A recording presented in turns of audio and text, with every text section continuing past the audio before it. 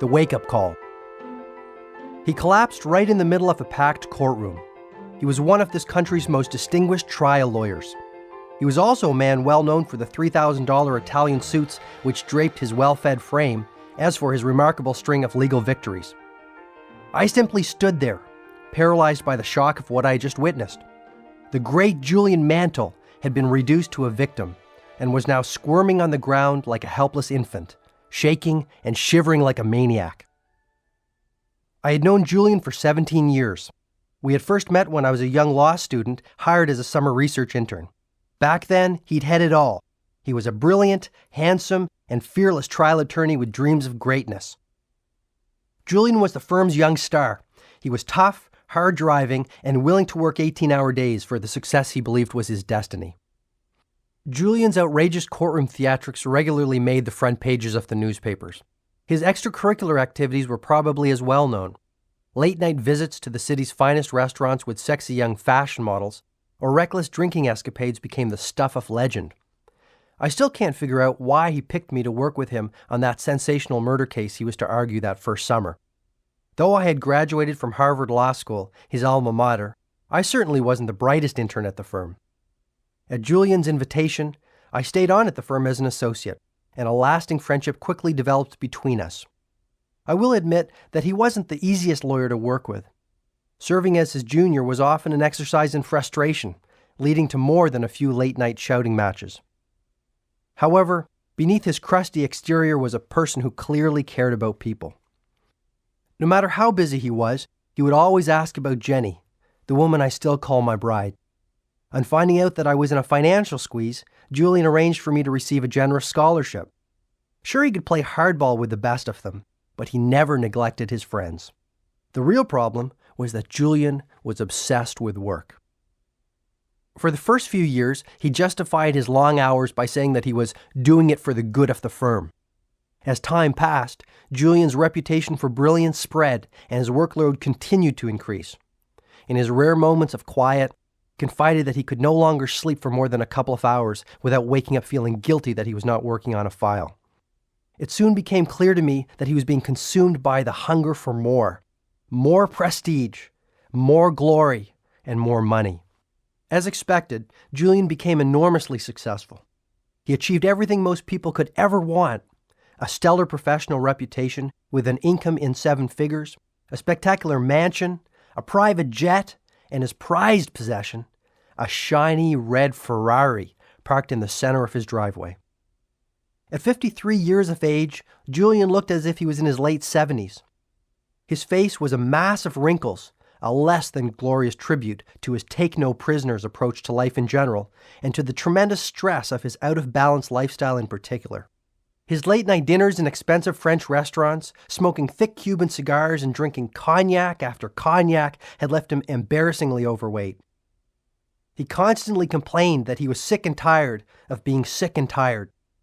Julian's once enthusiastic nature had been replaced by a deathly somberness. Personally, I think that his life had lost all sense of purpose. Almost every day he would tell me that he felt no passion for what he was doing and was enveloped by emptiness. Julian said that as a young lawyer, he really loved the law. The law's complexities and intellectual challenges had kept him spellbound and full of energy. Its power to effect social change inspired and motivated him. That vision gave his life meaning. It gave him a purpose, and it fueled his hopes. There was even more to Julian's undoing than a rusty connection to what he did for a living. He had suffered some great tragedy before I had joined the firm. Something truly unspeakable had happened to him, but I couldn't get anyone to open up about it. Whatever this deep, dark secret was, I had a suspicion that it in some way was contributing to Julian's downward spiral. Sure, I was curious, but most of all, I wanted to help him. He was not only my mentor, he was my best friend. And then it happened. This massive heart attack brought the brilliant Julian Mantle back down to earth and reconnected him to his mortality. The mysterious visitor. It was an emergency meeting of all of the firm's members. Old man Harding was the first to speak to the assembled mass. "I'm afraid I have some very bad news. Julian Mantle suffered a severe heart attack in court yesterday. He is currently in the intensive care unit, but his physicians have informed me that his condition is now stabilized and he will recover. However, Julian has made a decision to leave our family and to give up his law practice. He will not be returning to the firm." I was shocked. I knew he was having his share of troubles, but I never thought he would quit.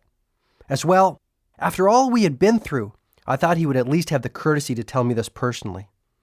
He wouldn't even see me at the hospital. Maybe I reminded him of the life he wanted to forget. Who knows? I'll tell you one thing, though. It hurt. That whole episode was just over 3 years ago. Last I heard, Julian had headed off to India on some kind of expedition. He told one of the partners that he wanted to simplify his life and that he needed some answers and hoped he would find them in that mystical land. He sold his mansion and his plane. He had even sold his Ferrari. As those 3 years passed, I changed from an overworked young lawyer to a jaded, somewhat cynical older lawyer. My wife Jenny and I had a family. Eventually, I began my own search for meaning. I think it was having kids that did it. My dad said it best when he said, "John, on your deathbed you will never wish you spent more time at the office." So I started spending a little bit more time at home. I settled into a pretty good, if ordinary, existence. I joined the Rotary Club and played golf on Saturdays to keep my partners and clients happy. But I must tell you, in my quiet moments, I often thought of Julian. No one had received even a postcard from him since he left for his self-imposed exile from the law. A knock on my door about 2 months ago offered the first answers to some of my questions. I had just met with my last client on a grueling day when Genevieve, my brainy legal assistant, popped her head into my office.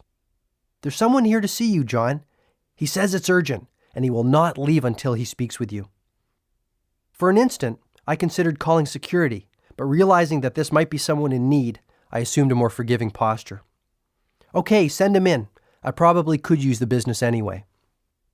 The door to my office opened slowly. At last it swung fully open, revealing a smiling man in his mid-30s. He was tall, lean, and muscular, radiating an abundance of vitality and energy. But there was more to my visitor than his youthful good looks. An underlying peacefulness gave him an almost divine presence. And his eyes, piercing blue eyes that sliced clear through me. The young man continued to look at me, much as the smiling Buddha might have looked upon a favored pupil. After a long moment of uncomfortable silence, he spoke in a surprisingly commanding tone. "Is this how you treat all of your visitors, John?" he said, his full lips curling into a mighty grin. A strange sensation tickled the pit of my stomach. "Julian, is that you? I can't believe it. Is it really you?" The loud laugh of the visitor confirmed my suspicions. The young man standing before me was none other than that long-lost yogi of India, Julian Mantle. I was dazzled by his incredible transformation. Gone was the ghost-like complexion, the sickly cough, and the lifeless eyes of my former colleague. Perhaps even more astounding was the serenity that Julian exuded. I felt entirely peaceful, just sitting there staring at him. The man before me was a youthful, vital, and smiling model of change. The miraculous transformation of Julian Mantle. Julian was the first to speak. He admitted that his body had fallen apart and that his mind had lost its luster. The constant pressure and exhausting schedule of a world-class trial lawyer had also broken his most important and perhaps most human endowment, his spirit. When given the ultimatum by his doctor either to give up the law or give up his life, he said he saw a golden opportunity to rekindle the inner fire that he had known when he was younger. Julian grew visibly excited as he recounted how he sold all his material possessions and headed for India, a land whose ancient culture and mystical traditions had always fascinated him. He traveled from tiny village to tiny village, seeing the timeless sights and growing to love the Indian people. Julian slowly began to feel alive and whole again, perhaps for the first time since he was a child. His natural curiosity and creative spark steadily returned, along with his enthusiasm and his energy for living. He started to feel more joyful and peaceful, and he began to laugh again. Julian told me that his journey to India was more than a simple vacation. He described his time as a personal odyssey of the self. He confided that he was determined to find out who he really was and what his life was all about. To do this, his first priority was to connect to that culture's vast pool of ancient wisdom on living a more rewarding, fulfilling, and enlightened life. The more he explored, the more he heard of Indian monks who had lived beyond the age of 100, monks who, despite their advanced years, maintained youthful, energetic, and vital lives. The more he traveled, the more he learned of ageless yogis who had mastered the art of mind control and spiritual awakening. It was while he was in Kashmir, an ancient and mystical state that sits sleepily at the foot of the Himalayas, that he had the good fortune to meet a gentleman named Yogi Krishnan. This slight man with a clean-shaven head had also been a lawyer. Fed up with his hectic pace that personifies modern New Delhi, he too gave up his material possessions and retreated to a world of greater simplicity. Becoming a caretaker of the village temple, Krishnan said he had come to know himself and his purpose in the larger scheme of life. Julian informed this lawyer-turned-yogi of his own story. "I need your help, Krishnan. I need to learn how to build a richer, fuller life. For as long as I have been caring for this temple, I have heard whisperings of a mystical band of sages living high in the Himalayas. Legend has it that they have discovered some sort of system that will profoundly improve the quality of anyone's life. It is supposed to be a holistic, integrated set of ageless principles and timeless techniques to liberate the potential of the mind, body, and soul." Julian was fascinated. This seemed perfect. Just exactly where do these monks live? No one knows, and I regret that I am too old to start searching. But I will tell you one thing, my friend. Many have tried to find them, and many have failed. The higher reaches of the Himalayas are treacherous beyond consequences. But if it is the golden keys to radiant health, lasting happiness, and inner fulfillment that you are searching for, I do not have the wisdom you seek. They do. Are you certain that you have no idea where they live? All I can tell you is that the locals in this village know them as the great sages of Savannah. In their mythology, Savannah means oasis of enlightenment. These monks are revered as if they are divine in their constitution and influence. If I knew where they could be found, I would be duty-bound to tell you. The next morning, Julian set out to the lost land of Savannah. The first few days were easy. Sometimes he would catch up to one of the cheerful citizens of the village walking on one of the footpaths. At other times, he hiked alone. The majesty of the snow-capped peaks of the Himalayas made his heart beat faster, and for one moment took his breath away. The fresh mountain air cleared his mind and energized his spirit. At once he felt joyous, exhilarated, and carefree. It was here, high above the humanity below, that Julian slowly ventured out of the cocoon of the ordinary and began to explore the realm of the extraordinary. It was while he was soaking in the gifts of nature's intelligence that something startling happened. From the corner of his eye, he saw another figure, dressed strangely in a long, flowing red robe, topped by a dark blue hood slightly ahead of him on the path. Julian was astonished to see anyone in this isolated spot that had taken him 7 treacherous days to reach. He yelled out to his fellow traveler. The figure refused to respond and accelerated his pace along the path they were both climbing. Soon the mysterious traveler was running, his red robe dancing gracefully behind him. "Please, friend, I need your help to find Savannah," yelled Julian. "I've been traveling for 7 days with little food and water. I think I'm lost." The figure came to an abrupt stop. Julian approached cautiously while the traveler stood remarkably still and silent. His head did not move, his hands did not move, and his feet kept their place. Julian gazed at the traveler with an intense curiosity. A quick burst of a sunbeam revealed that it was a man's face under the loosely fitting hood. Though he was at least his own age, there were very striking features of this person which left Julian mesmerized. His eyes were cat-like and so penetrating that Julian was forced to look away. His olive-complexioned skin was supple and smooth. His body looked strong and powerful.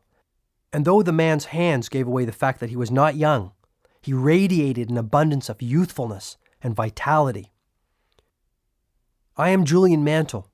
I have come to learn from the sages of Savannah. Do you know where I might find them?" The man spoke softly.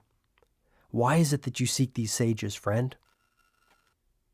Sensing that he had indeed found one of the mystical monks who had eluded so many, Julian opened his heart and poured out his odyssey to the traveler. He spoke of his former life and of the crisis of spirit he had struggled with, and he told of his travels in mystical India and of his meeting with Yogi Krishnan. The traveler remained silent and still. It was not until Julian spoke of his burning, almost obsessive desire to acquire the ancient principles of enlightened living that the man spoke again. Placing an arm on Julian's shoulder, the man said gently, "If you truly have a heartfelt desire to learn the wisdom of a better way, then it is my duty to help you. I am indeed one of those sages that you have come so far in search of. If you like, you may come with me as my guest to our temple. My brothers and sisters will welcome you with open arms. We will work together to teach you the ancient principles and strategies that our ancestors have passed down through the ages. Before I take you into our private world, I must request one promise from you. Upon learning these timeless truths, you must return to your homeland in the West and share this wisdom with all those who need to hear it. Though we are isolated in these magical mountains, we are aware of the turmoil your world is in. Good people are losing their way. You must give them the hope that they deserve. More importantly, you must give them the tools to fulfill their dreams. This is all I ask." Julian instantly accepted the sage's terms. As the two men moved still higher up the mountain path to the lost village of Savannah, the Indian sun started to set, a fiery red circle slipping into a soft, magical slumber after a long and weary day. A magical meeting with the sages of Savannah. After walking for many hours, the two travelers came upon a lush green valley. On one side of the valley, the snow-capped Himalayas offered their protection. On the other, a thick forest of pine trees sprouted. The sage looked at Julian and smiled gently. "Welcome to the nirvana of Savannah." The two then descended into the thick forest which formed the floor of the valley. The smell of pine and sandalwood wafted through the cool, crisp mountain air. Julian, now barefoot to ease his aching feet, felt the damp moss under his toes. He was surprised to see the richly colored orchids and a host of other lovely flowers dancing among the trees. After walking for about 15 more minutes, the two men reached a clearing. Before him was a sight that even the worldly wise and rarely surprised Julian Mantle could never have imagined. A small village made solely out of what appeared to be roses. At the center of the village was a tiny temple made of red, white, and pink flowers, held together with long strands of multicolored string and twigs. The little huts which dotted the remaining space appeared to be the austere homes of the sages. These were also made of roses. Julian was speechless. Julian's traveling companion now revealed that his name was Yogi Raman. He explained that he was the eldest sage of Savannah and the leader of the group. The citizens of this dreamlike colony looked astonishingly youthful and moved with poise and purpose. None of them spoke, choosing instead to respect the tranquility of this place by performing their tasks in silence. The men, who appeared to number only about 10, wore the same red-robed uniform as Yogi Raman and smiled serenely at Julian. Each of them looked calm, healthy, and deeply contented. The women were equally impressive.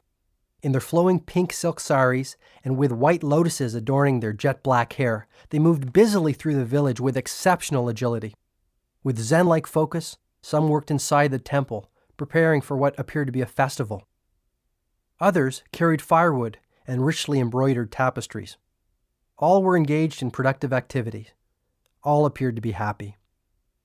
Ultimately, the faces of the sages of Savannah revealed the power of their way of life. Even though they were clearly mature adults, each one of them radiated a childlike quality, their eyes twinkling with the vitality of youth. Not one of them had wrinkles. Not one of them had gray hair. Not one of them looked old. Julian was offered a feast of fresh vegetables and fruits, a diet that he would later learn was one of the keys to the ideal health enjoyed by the sages.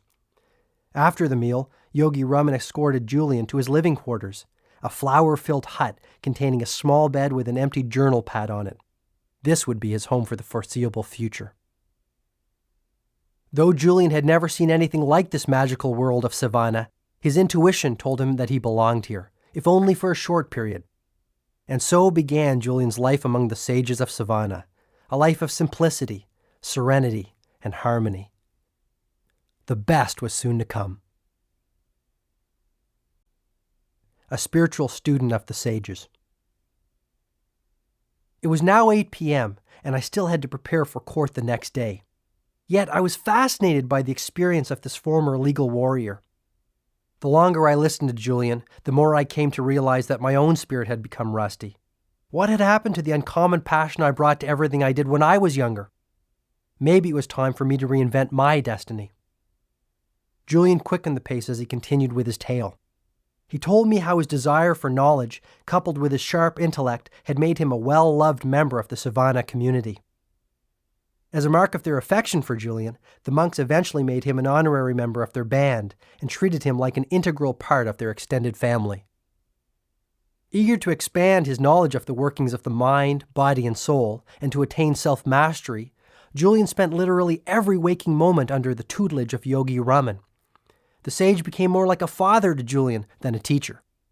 It was clear that this man had the accumulated wisdom of many lifetimes, and most happily, he was willing to share it with Julian. Beginning before dawn, Yogi Raman would sit with his enthusiastic student and fill his mind with insights on the meaning of life and little-known techniques for living with greater vitality, creativity, and fulfillment. He taught Julian ancient principles anyone could use to live longer, stay younger, and grow far happier. Julian also learned how the twin disciplines of personal mastery and self-responsibility would keep him from returning to the chaos of crisis that had characterized his life in the West. Julian said that the first indications of his personal expansion came after only 3 weeks in Savannah. He also said that his new lifestyle and the new habits associated with it started to have a profound effect on his inner world. Within a month of applying the principles and techniques of the sages, he had begun to cultivate the deep sense of peace and inner serenity that had eluded him. He became more joyful and spontaneous, growing more energetic and creative with each passing day. After pausing as if to express disbelief at his own tale, Julian grew philosophical. I've realized that the world, and that includes my inner world, is a very special place. I have learned that self-mastery and the consistent care for one's mind, body, and soul are essential to finding one's highest self and living the life of one's dreams. How can you care for others if you cannot even care for yourself? I can't love you if I cannot love myself, he offered. Suddenly, Julian grew flustered. I have never opened my heart to anyone like this before. It is just that I experienced such a catharsis up in those mountains, such a spiritual awakening to the powers of the universe, that I feel others need to know what I know. Noticing it was getting late, Julian quickly told me he would take his leave and bid me adieu. I'll be back, my friend. You have your work to do, and I have some private matters that need to be taken care of. Just tell me one thing. Will the methods you learned in Savannah work for me? When the student is ready, the teacher appears, came the swift reply. You, along with so many others, are ready for the wisdom I now have the privilege of holding. I will meet you again tomorrow night, this time at your house. Then I'll tell you all you need to know to put far more living into your life. And with that, the master litigator turned enlightened yogi of the East was gone. The wisdom of personal change. True to his word, Julian showed up at my house the next evening. He still embodied radiant health and exuded a wonderful sense of calm. It was what he was wearing that made me a little uncomfortable. Adorning his obviously supple body was a long red robe topped by an ornately embroidered blue hood. Greetings, my friend, Julian offered enthusiastically. Greetings. Don't look so alarmed. What did you expect me to wear? Armani? We both started to laugh, softly at first. Soon our giggles had turned into guffaws. Julian certainly had not lost that wicked sense of humor. As we relaxed in my cluttered but comfortable living room, I couldn't help but notice the ornate necklace of wooden prayer beads dangling from his neck. What are those? They're really beautiful. More about these later, he said. We have much to talk about tonight. Let's get started. I could hardly get anything done at work today. I was so excited about our meeting. Julian immediately started to reveal more about his personal transformation and the ease with which it was effected. He told me of the ancient techniques he had learned for mind control and for erasing the habit of worry.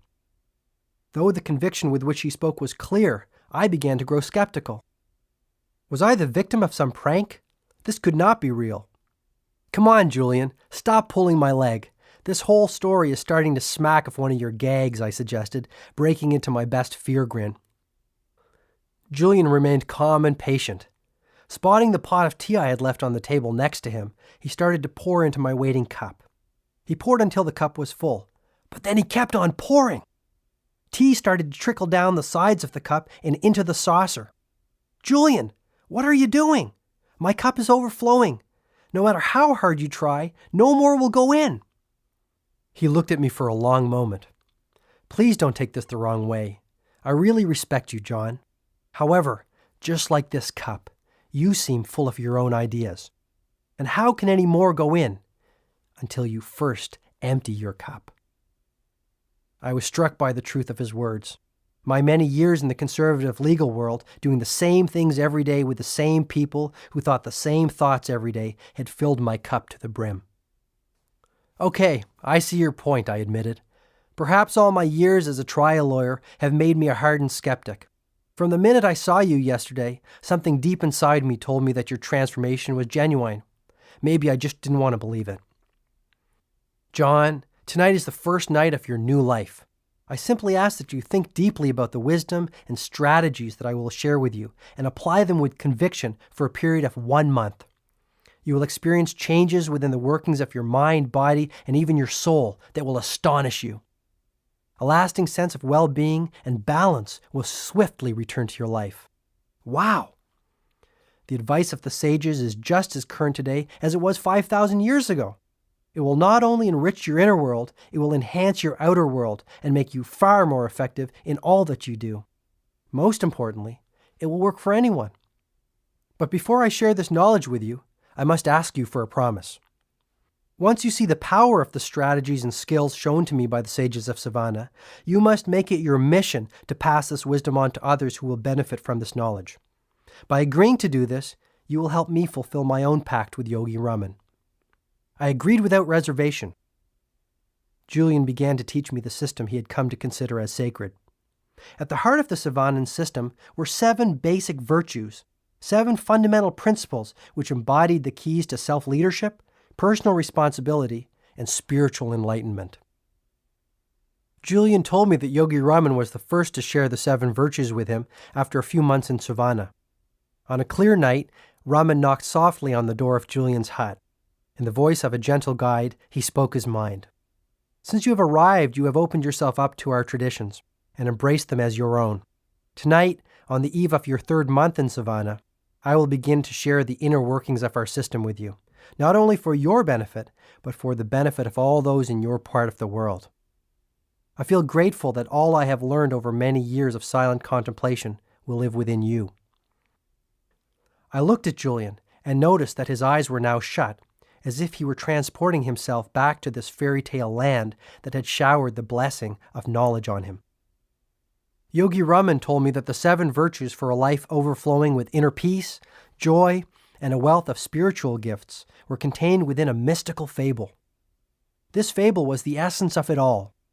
He asked me to shut my eyes, as I have now done, here on the floor of your living room.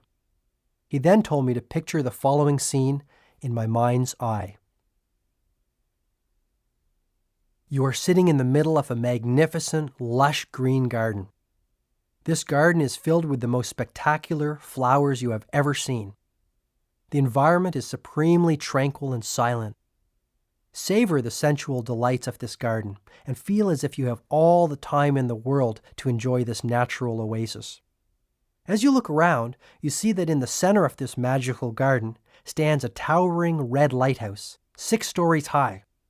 Suddenly, the silence of the garden is disturbed by a loud creaking as the door at the base of the lighthouse opens.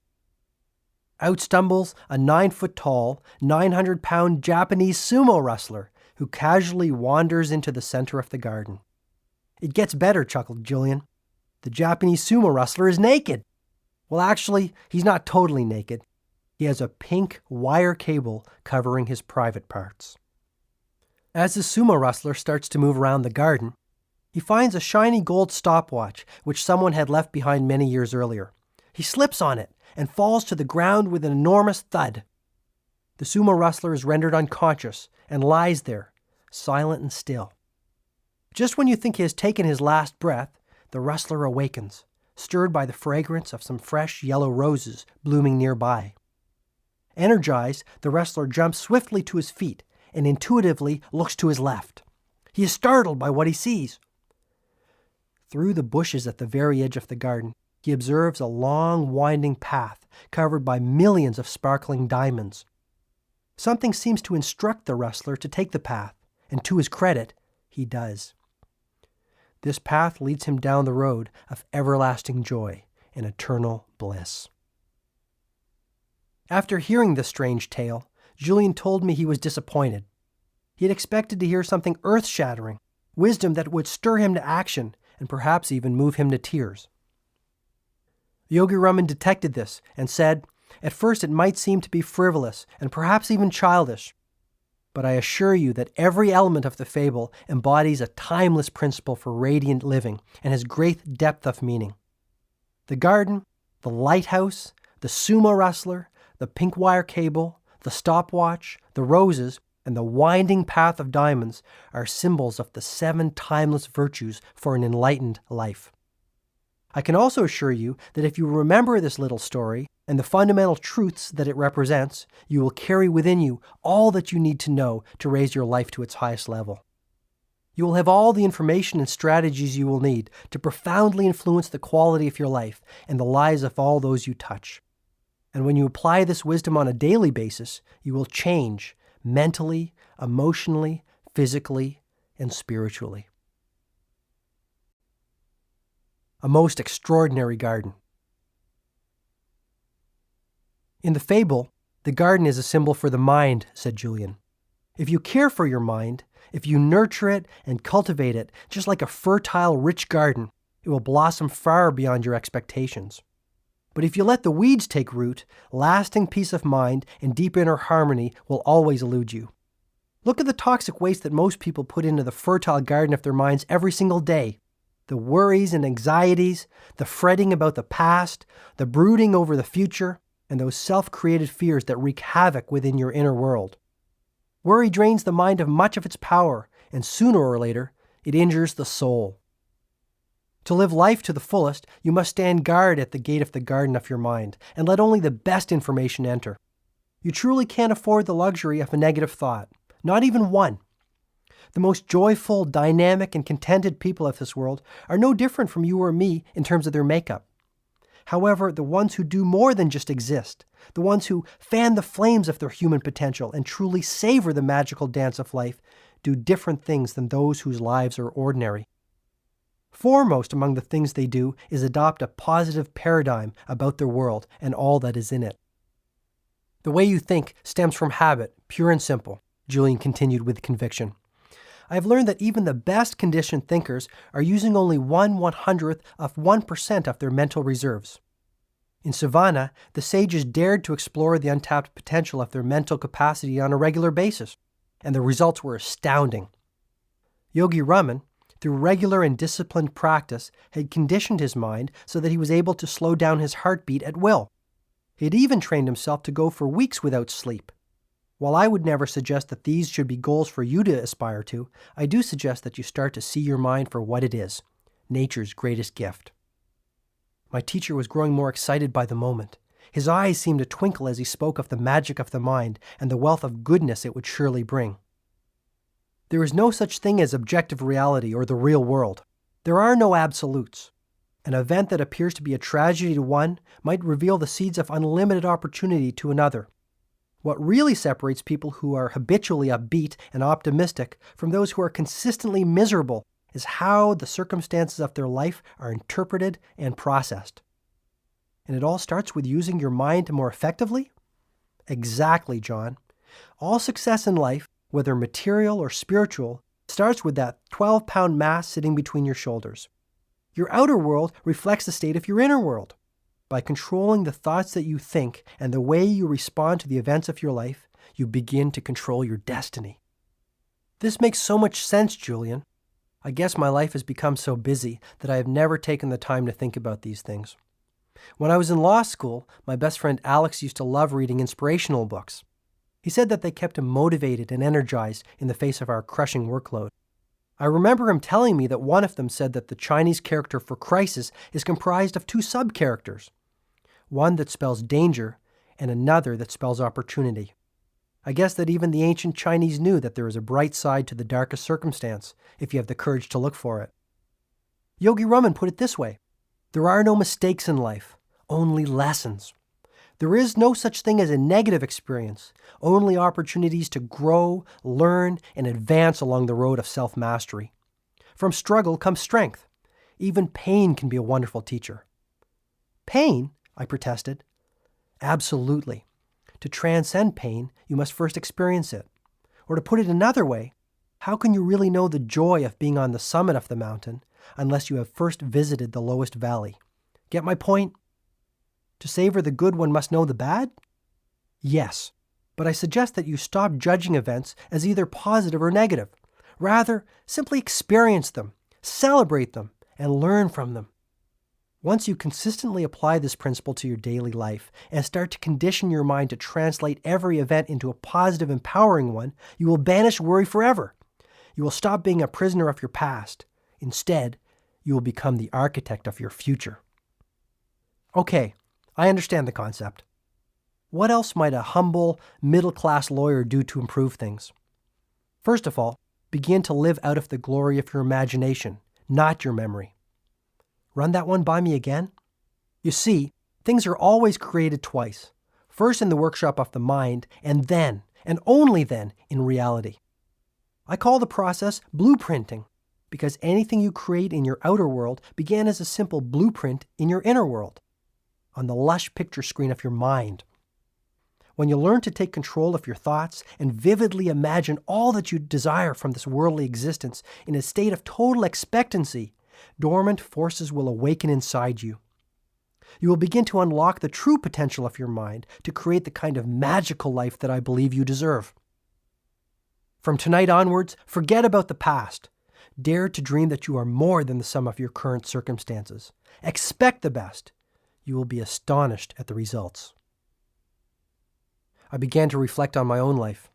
When I was a kid, I dreamed such great dreams.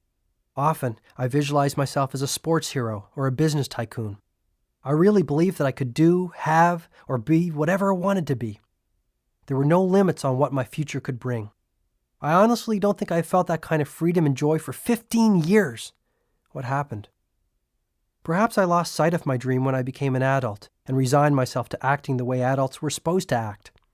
Maybe I lost sight of them when I went to law school and started talking like lawyers were supposed to talk. In any event, that evening with Julian at my side made me resolve to stop spending so much time making a living and to spend far more time creating a life. Looks like I have you thinking about your life also, Julian observed. Start thinking about your dreams for a change, just like when you were a little child. Start to revere life again and celebrate all of its wonders. Julian then reached into the depths of his robe and pulled out a little card. One day, while Yogi Raman and I were walking along a quiet mountain path, I asked him who his favorite philosopher was. He told me that he had many influences in his life, and it was difficult for him to single out any one source for his inspiration. There was one quotation, however, that encapsulated all the values he had come to cherish over a life spent in quiet contemplation. The words came from the great Indian philosopher Patanjali. Repeating them aloud every morning before I sit down to meditate has had a profound influence on the course of my day. Julian then showed me the card. The quotation read, "When you are inspired by some great purpose, some extraordinary project, all of your thoughts break their bonds. Your mind transcends limitations. Your consciousness expands in every direction, and you find yourself in a new, great, and wonderful world.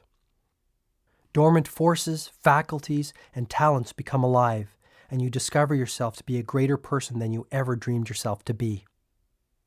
In that instant, I saw the connection between physical vitality and mental agility.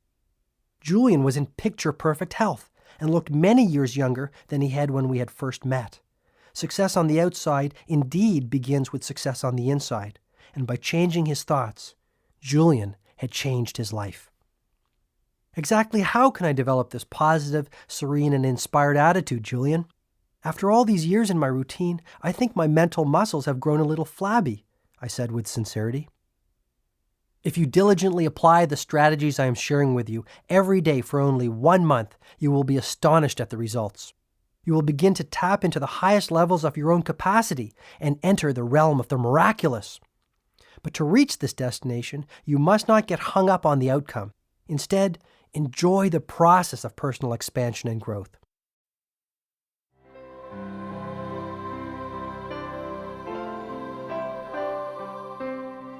Julian added softly, "Before I give you the precise methods passed on to me by the sages of Savannah, I must first share a couple of key principles. First, always remember that concentration is at the root of mental mastery.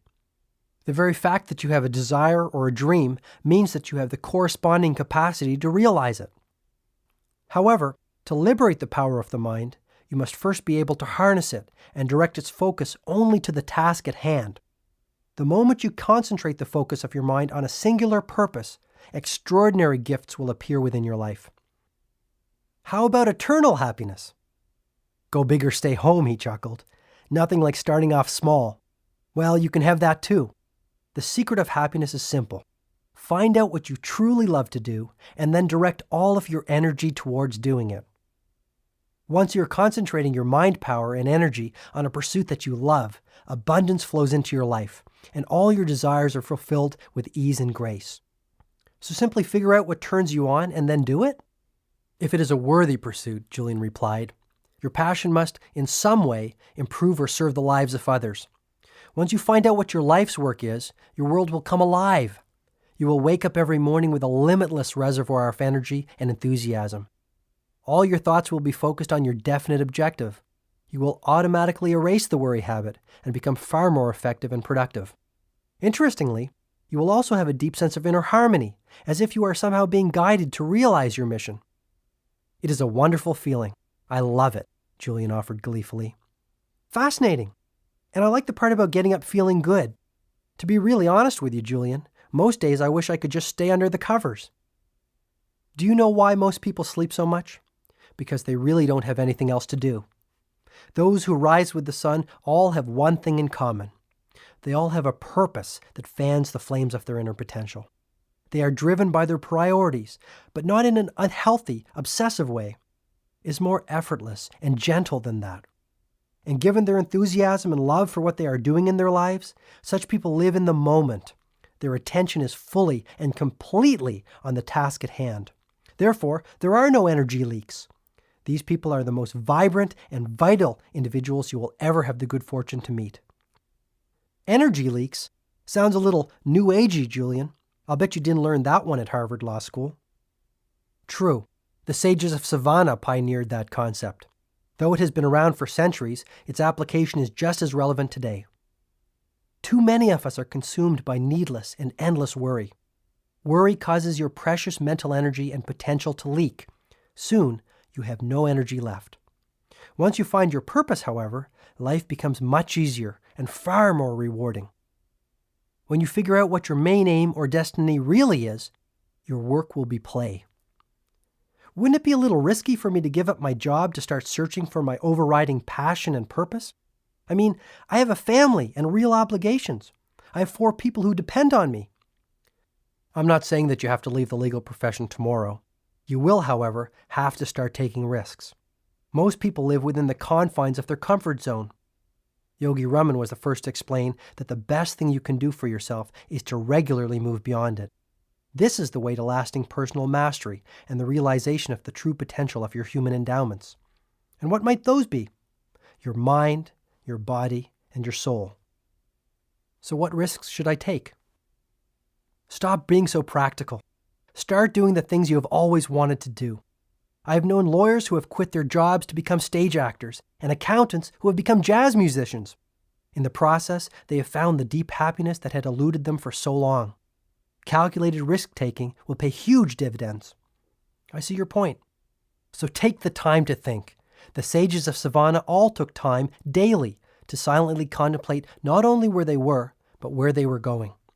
They took the time to reflect on their purpose and how they were living their lives every day. Most importantly, they thought deeply and genuinely about how they would improve the next day. Daily incremental improvements produce lasting results, which in turn lead to positive change. Even 10 minutes of focused reflection a day will have a profound impact on the quality of your life. Hey, you were going to share some techniques with me, Julian, I said, hoping to learn some practical ways to apply the wisdom I was hearing. There is one technique for mastering the mind which towers above all the rest. After practicing it for only 21 days, I felt more energetic, enthusiastic, and vibrant than I had in years. The practice is over 4,000 years old. It's called the heart of the rose. All that you need to perform this exercise is a fresh rose and a silent place. Natural surroundings are best, but a quiet room will do nicely. Start to stare at the center of the rose, its heart. Keep staring at the rose. Notice its color, its texture, its design. Savor its fragrance and think only about this wonderful object in front of you. At first, other thoughts will start entering your mind, distracting you from the heart of the rose. This is the mark of an untrained mind. But you need not worry. Improvement will come quickly. Simply return your attention to the object of your focus. Soon your mind will grow strong and disciplined. That's all there is to it? It sounds pretty easy. That's the beauty of it, John, Julian replied. However, this ritual must be performed daily for it to be effective. For the first few days, you will find it difficult to spend even 5 minutes in this exercise. Persist and spend longer and longer periods savoring the heart of the rose. After a week or two, you should be able to perform the technique for 20 minutes without your mind wandering to other subjects. This will be the first indication that you are taking back control of the fortress of your mind. Practically speaking, you will notice that you will feel far calmer. You will have taken a significant step towards erasing the worry habit that plagues most of the population, and you will enjoy more energy and optimism. Each day, no matter how busy you get and how many challenges you might face, return to the heart of the rose. It is your island of peace. Never forget that there is power in silence and in stillness. Stillness is the stepping stone to connecting with the universal source of intelligence that throbs through every living being. Julian continued to reveal what he had learned in Savannah. Another particularly good technique is based on what Yogi Raman called opposition thinking. I learned that under the grand laws of nature, the mind can only hold one thought at any one time. Try it yourself, John. You will see that it's true. I did try it, and it is true. Using this little-known information, anyone can easily create a positive, creative mindset within a short period. The process is straightforward. When an undesirable thought occupies the focal point of your mind, immediately replace it with an uplifting one. This is where the prayer beads around my neck come in, Julian added with rising enthusiasm. Every time I catch myself thinking a negative thought, I take this necklace off and remove another bead. These beads of worry go into a cup I keep in my knapsack. Together, they serve as gentle reminders that I still have a distance to travel on the road to mental mastery and responsibility over the thoughts that fill my mind. Hey, that's a great one. This is really practical stuff. I have never heard anything quite like it. Tell me more about this philosophy of opposition thinking. Let's say you've had a tough day in court. The judge disagreed with your interpretation of the law. The litigator on the other side belonged in a cage, and your client was more than a little annoyed with your performance. You come home and fall into your favorite chair, full of gloom. Step 1 is to become aware that you are thinking these uninspiring thoughts. Self-knowledge is the stepping stone to self-mastery. Step 2 is to appreciate once and for all that just as easily as you allowed those gloomy thoughts to enter, you can replace them with cheerful ones. So think of the opposite of gloom. Concentrate on being cheerful and energetic. Feel that you are happy. Perhaps you might even start to smile. Move your body as you do when you are joyful and full of enthusiasm. Sit up straight and breathe deeply and train the power of your mind on positive thoughts. You will notice a remarkable difference in the way you feel within minutes. If you keep up your practice of opposition thinking, applying it to every negative thought that habitually visits your mind, within weeks you will see that they no longer hold any power. Julian continued his explanation. Thoughts are vital, living things, little bundles of energy, if you will. A strong, disciplined mind, which anyone can cultivate through daily practice, can achieve miracles. I never saw thoughts as living things, Julian, I replied, amazed at this discovery. The sages of Savannah firmly believed that one should think only sattvic, or pure thoughts. If even one impure thought entered the temple of their minds, they would punish themselves by traveling many miles to an imposing waterfall and standing under the ice-cold water until they could no longer bear the frigid temperature. I thought you told me these sages were wise. Standing under an ice-cold waterfall for thinking one little negative thought strikes me as extreme behavior. Julian was lightning fast in his response. John, I'll be blunt. You truly cannot afford the luxury of even one negative thought. A worrisome thought is like an embryo. It starts off small, but grows and grows. Soon it takes on a life of its own. The sages of Savannah had a wonderful way to ensure that their thoughts were pure and wholesome. This technique was also highly effective in manifesting their desires, however simple, into reality. The method will work for anyone. The technique was known to the sages as the secret of the lake. To apply it, these teachers would rise at 4 a.m., as they felt that the early morning possessed magical qualities from which anyone could benefit. The sages would then travel along a series of steep, narrow mountain paths, which eventually led them to the lower reaches of the region they inhabited. Once there, they would walk along a barely visible trail until they arrived at a clearing. At the edge of the clearing was an aqua-blue lake covered by thousands of tiny white lotuses. The water of the lake was strikingly still and calm. It was a truly miraculous sight. The sages told me that this lake had been a friend to their ancestors over the ages. Julian explained that the sages would look into the waters of the still lake and envision their dreams becoming reality. If it was the virtue of discipline they wished to cultivate within their lives, they would picture themselves getting up at dawn, performing their rigorous physical regimen without fail, and spending days in silence to enhance their willpower. If it was courage they desired, they would picture themselves acting with strength in a moment of crisis and challenge.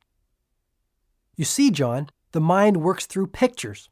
Pictures affect your self-image, and your self-image affects the way you feel, act, and achieve.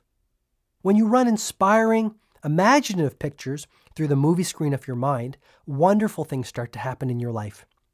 You must spend some time every day, even if it is just a few minutes, in the practice of creative envisioning. See yourself as you want to be, whether this means serving as a great judge, a great father, or a great citizen of your community. Do I have to find a special lake to apply the secret of the lake? I asked innocently. No, you can practice this method in your own living room, or even at your office if you really want to. Shut the door, hold all calls, and close your eyes. Then take a few deep breaths. You will notice that after 2 or 3 minutes, you will start to feel relaxed. Next, visualize mental pictures of all you want to be, to have, and to attain in your life. If you want to be the world's best father, envision yourself laughing and playing with your kids, responding to their questions with an open heart. Picture yourself acting gracefully and lovingly in a tense situation. Mentally rehearse the way you will govern your actions when a similar scene unfolds on the canvas of reality. The magic of visualization can be applied to so many situations. Consistent use of this method will also bring you financial rewards along with an abundance of material gain, if this is important to you.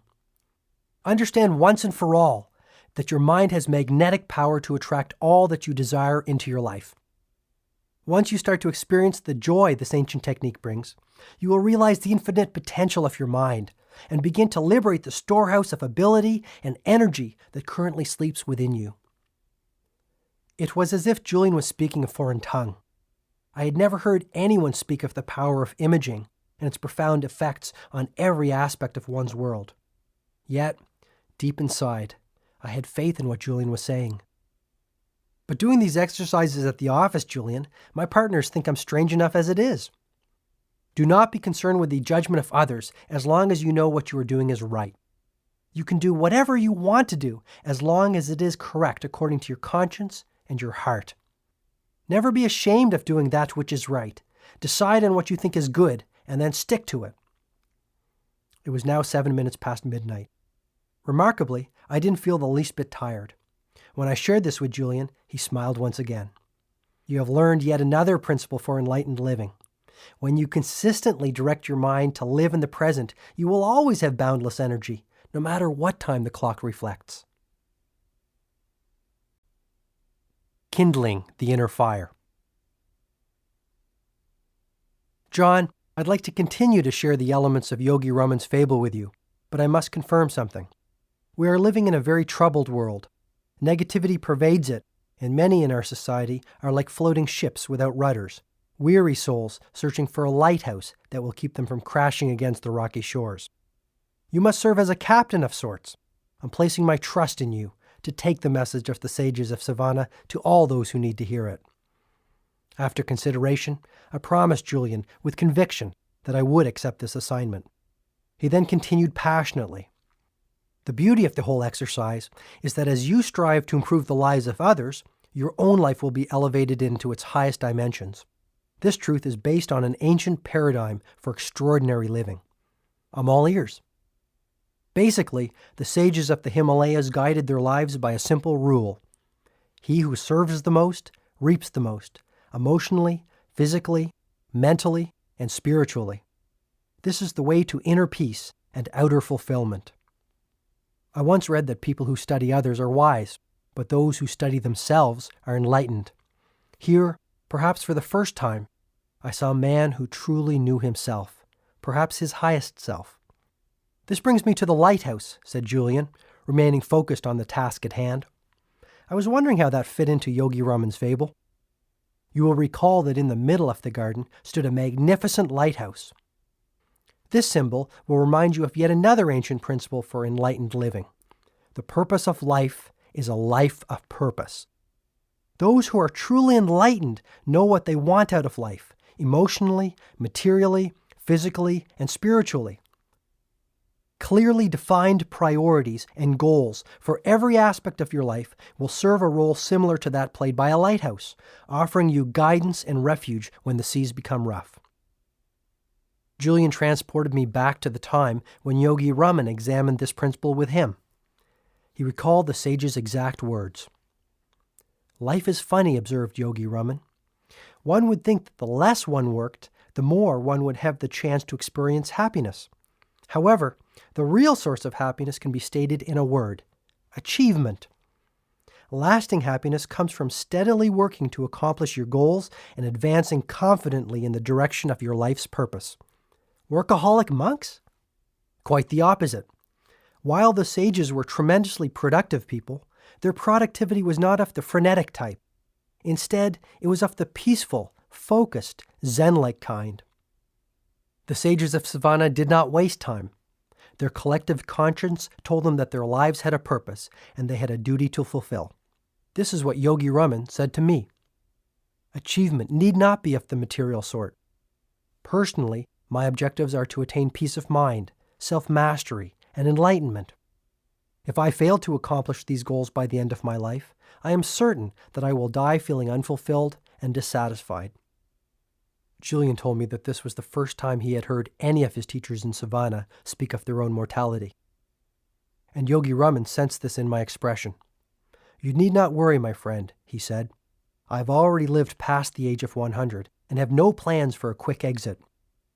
My point is simply that when you clearly know what aims you wish to achieve over the course of your life, be they material, emotional, physical, or even spiritual, and you spend your days accomplishing them, you will ultimately find eternal joy. Your life will be as delightful as mine, and you will come to know a splendid reality. But you must know your life's aim, and then manifest this vision into reality by consistent action. We sages call this dharma, which is the Sanskrit word for life's purpose. Lifelong contentment will come from the fulfillment of my dharma, I asked. Most certainly. Dharma is based upon the ancient principle that says each one of us has a heroic mission while we walk this earth. We have all been granted a unique set of gifts and talents that will readily allow us to realize this life work. The key is to discover them, and in doing so, discover the main objective of your life. Over the course of the next few hours, I learned from Julian that all highly developed, fully actualized people understand the importance of exploring their talents, uncovering their personal purpose, and then applying their human gifts in the direction of this calling. The key is to have the discipline and vision to see your heroic mission and to ensure that it serves other people while you realize it. Is this a form of goal setting? Goal setting is the starting point, said Julian. Mapping out your objectives and your goals releases the creative juices which get you on the path of your purpose. Believe it or not, Yogi Raman and the other sages were very hot on goals. You're kidding. Highly effective monks who meditate all night and set goals all day? I love it. Yogi Raman said, people spend their whole lives dreaming of becoming happier, living with more vitality, and having an abundance of passion. Yet they do not see the importance of taking even 10 minutes a month to write out their goals and to think deeply about the meaning of their lives, their dharma.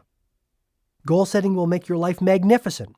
Your world will become richer, more delightful, and more magical. You see, Julian, our ancestors have taught us that setting clearly defined objectives for what we desire in our mental, physical, and spiritual world is critical to their realization. Anyone who wishes to improve the quality of their inner as well as their outer worlds would do well to take out a piece of paper and start writing out their life aims. At the very moment this is done, natural forces will come into play which start to transform these dreams into reality. What I was hearing fascinated me. When I was a football player in high school, my coach had constantly spoken of the importance of knowing what we wanted from every game. Our team wouldn't dream of stepping onto the playing field without a clear game plan that would lead us to victory. I wondered why, as I had grown older, I had never taken the time to develop a game plan for my own life. Maybe Julian and Yogi Raman had something here. What is so special about writing out your goals? How could such a simple act make such a difference? I asked. Julian was delighted. By writing out your desires and goals on a piece of paper, you send a red flag to your subconscious mind that these thoughts are far more important than any others. You change your life the moment you set your goals and start to seek out your dharma, Julian said, his eyes sparkling with the truth of his words. Have you ever met someone with a strange name and then started to notice that name appearing in newspapers, on television, or at the office? This is but one illustration of the ageless principle Yogi Raman called Jo-Riki, which I have since learned means concentrated mind. Concentrate every ounce of your mental energy on self-discovery. Learn what you excel at and what makes you happy. Whatever it is, find your passion and then follow it. Now that I really think about it, it would be sad to reach the end of my life without realizing that I had some special genius that would have unlocked my potential and helped others, even in a small way. That's right. So from this moment onwards, be acutely aware of your aim in life. Awaken your mind to the abundance of possibility around you. Start to live with more zest. The human mind is the world's largest filtering device. When you decide to start concentrating your mind on your life's main aims, your mind starts to filter out the unimportant and focus only on the important. To tell you the truth, I think it's about time I discovered my purpose, I said. Don't get me wrong, there are a lot of great things in my life, but it isn't as rewarding as I think it could be. How does that make you feel? Depressed, I offered with total honesty. I know I have talent. Actually, I was one heck of a good artist when I was younger. When I painted, I was in heaven. I lost track of time when I was in the studio painting. I would get lost in the canvas. It was almost as if I transcended time and moved into another dimension. John, this is the power of concentrating your mind on a pursuit that you love. Maybe your dharma is to brighten the world with lovely scenes. At least start spending a little time painting every day. How about applying this philosophy to things less esoteric than changing my life? Let's say one of my aims was to drop the spare tire I am carrying around my waist. Where would I start? Julian told me that the sages of Savannah had created a 5-step method to reach their objectives and fulfill the purposes of their lives. The first step was to form a clear mental picture of the outcome.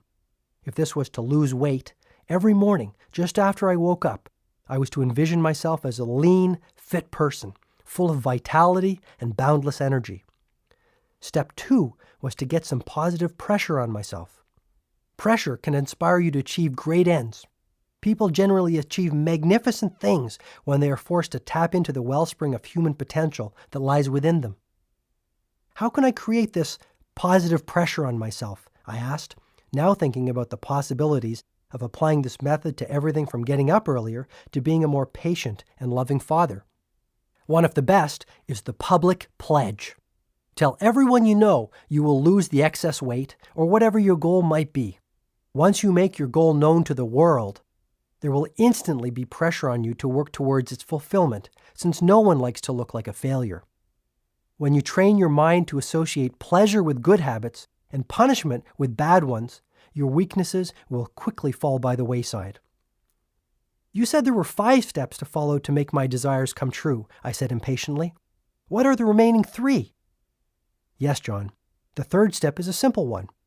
Never set a goal without attaching a timeline to it. To breathe life into a goal, you must have a precise deadline. Remember that a goal that is not committed to paper is no goal at all. Go out and buy a journal. A cheap coil notepad will do. Call this your dream book and fill it with all your desires, objectives, and dreams.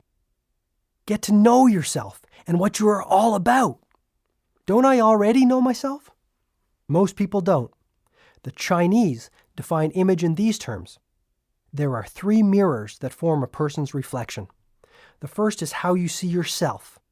The second is how others see you. And the 3rd mirror reflects the truth. Know yourself, John.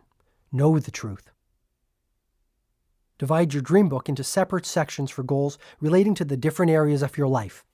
For example, you might have sections for your physical fitness goals, your financial goals, your personal empowerment goals, your relationship and social goals, and perhaps most importantly, your spiritual goals. Hey, that sounds like fun. I've never thought about doing something as creative as that for myself, I said. Another particularly effective technique is to fill your dream book with pictures of the things you desire and images of people who have cultivated the abilities, talents, and qualities that you hope to emulate. If you want to lose weight and be in outstanding physical shape, paste a picture of a marathon runner or an elite athlete in your dream book. If you want to be the world's finest husband, clip out a picture of someone who represents this, perhaps your father, and put it in your journal in the relationship section. Then review this book daily, even for a few minutes. Make it your friend.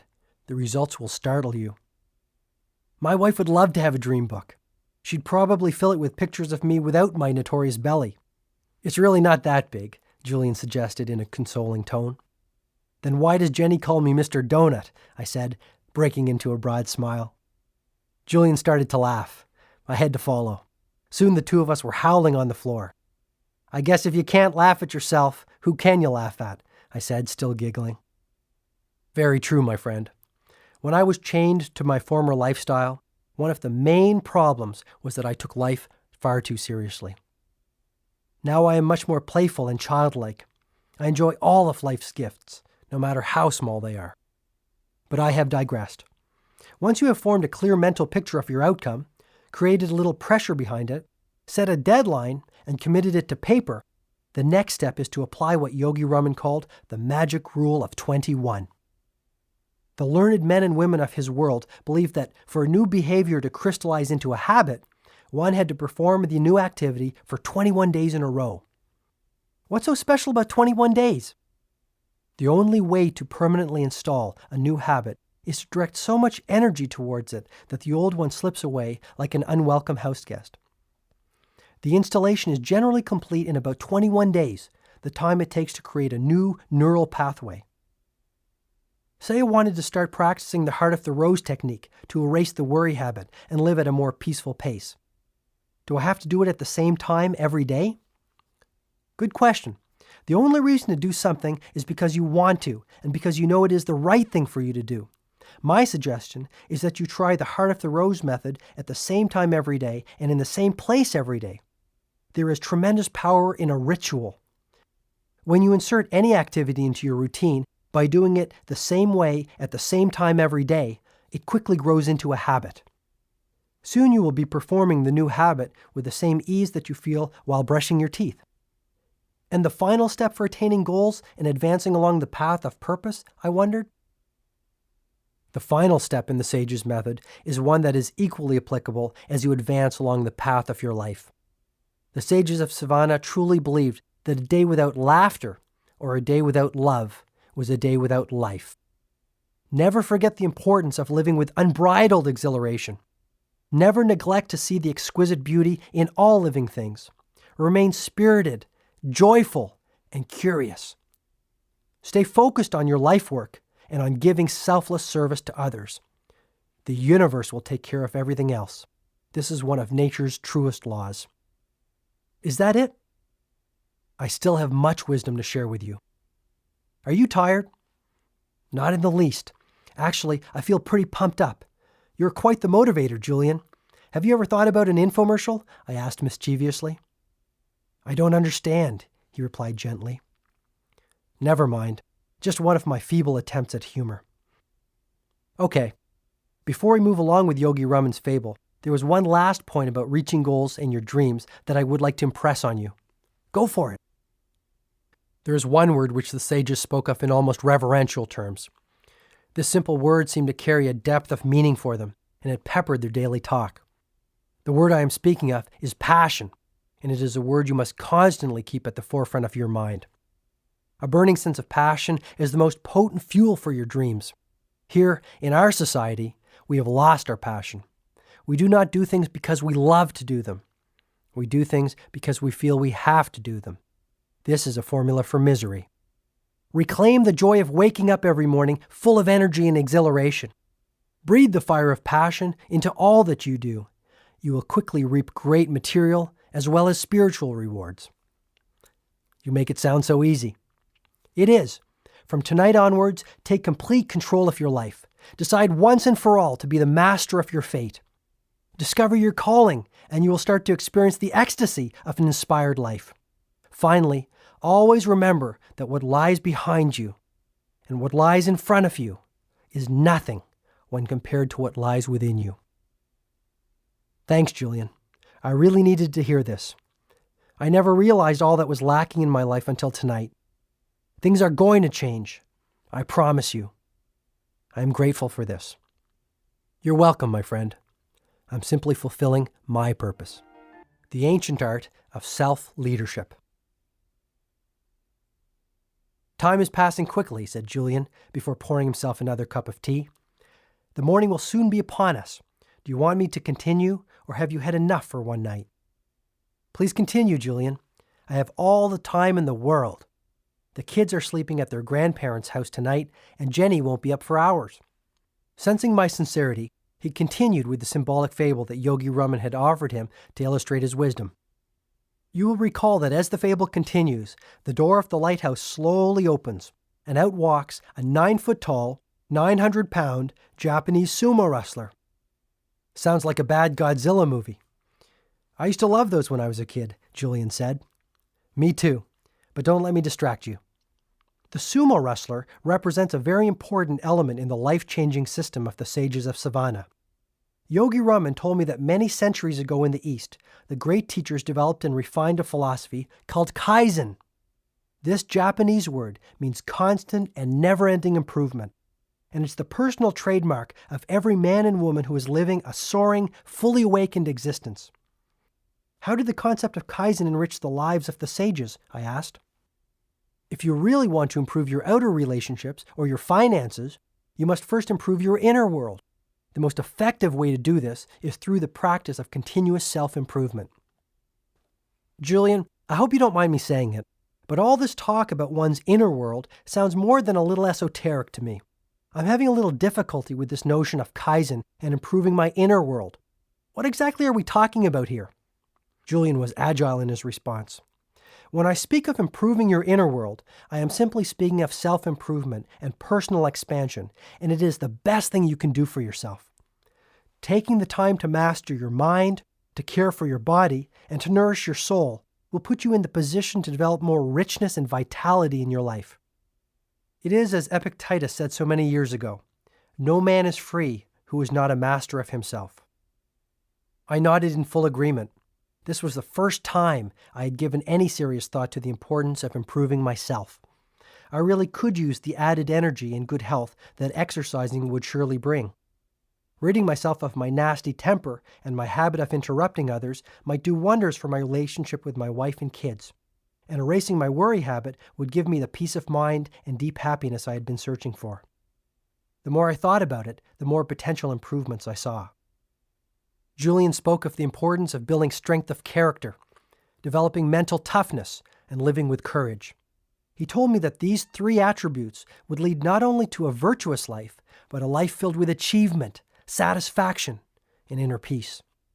Courage was a quality everyone could cultivate, and one that would pay huge dividends over the long run. What does courage have to do with self-leadership and personal development? I wondered aloud. Courage allows you to do whatever you want to do because you know it is right. Ultimately, the degree of courage you live with determines the amount of fulfillment you receive. And those who master themselves have an abundance of courage. Okay, I'm starting to understand the power of working on myself. Where do I start? Julian returned to his conversation with Yogi Raman, high atop the mountains, on what he remembered as a remarkably starry and gloriously beautiful night. The more I listened to Yogi Raman, and the more I reflected on the pain and suffering of my former world, the more I welcomed the philosophy of Kaizen, constant and never-ending enrichment of the mind, body, and soul into my new life, Julian asserted. Why am I hearing so much about the mind, body, and soul these days? It seems I can't even turn on the tube without someone making mention of it. This is the trilogy of our human endowments. To improve our mind without the cultivation of your physical gifts would be a very hollow victory. Elevating your mind and body to their highest level without nurturing your soul would leave you feeling very empty and unfulfilled.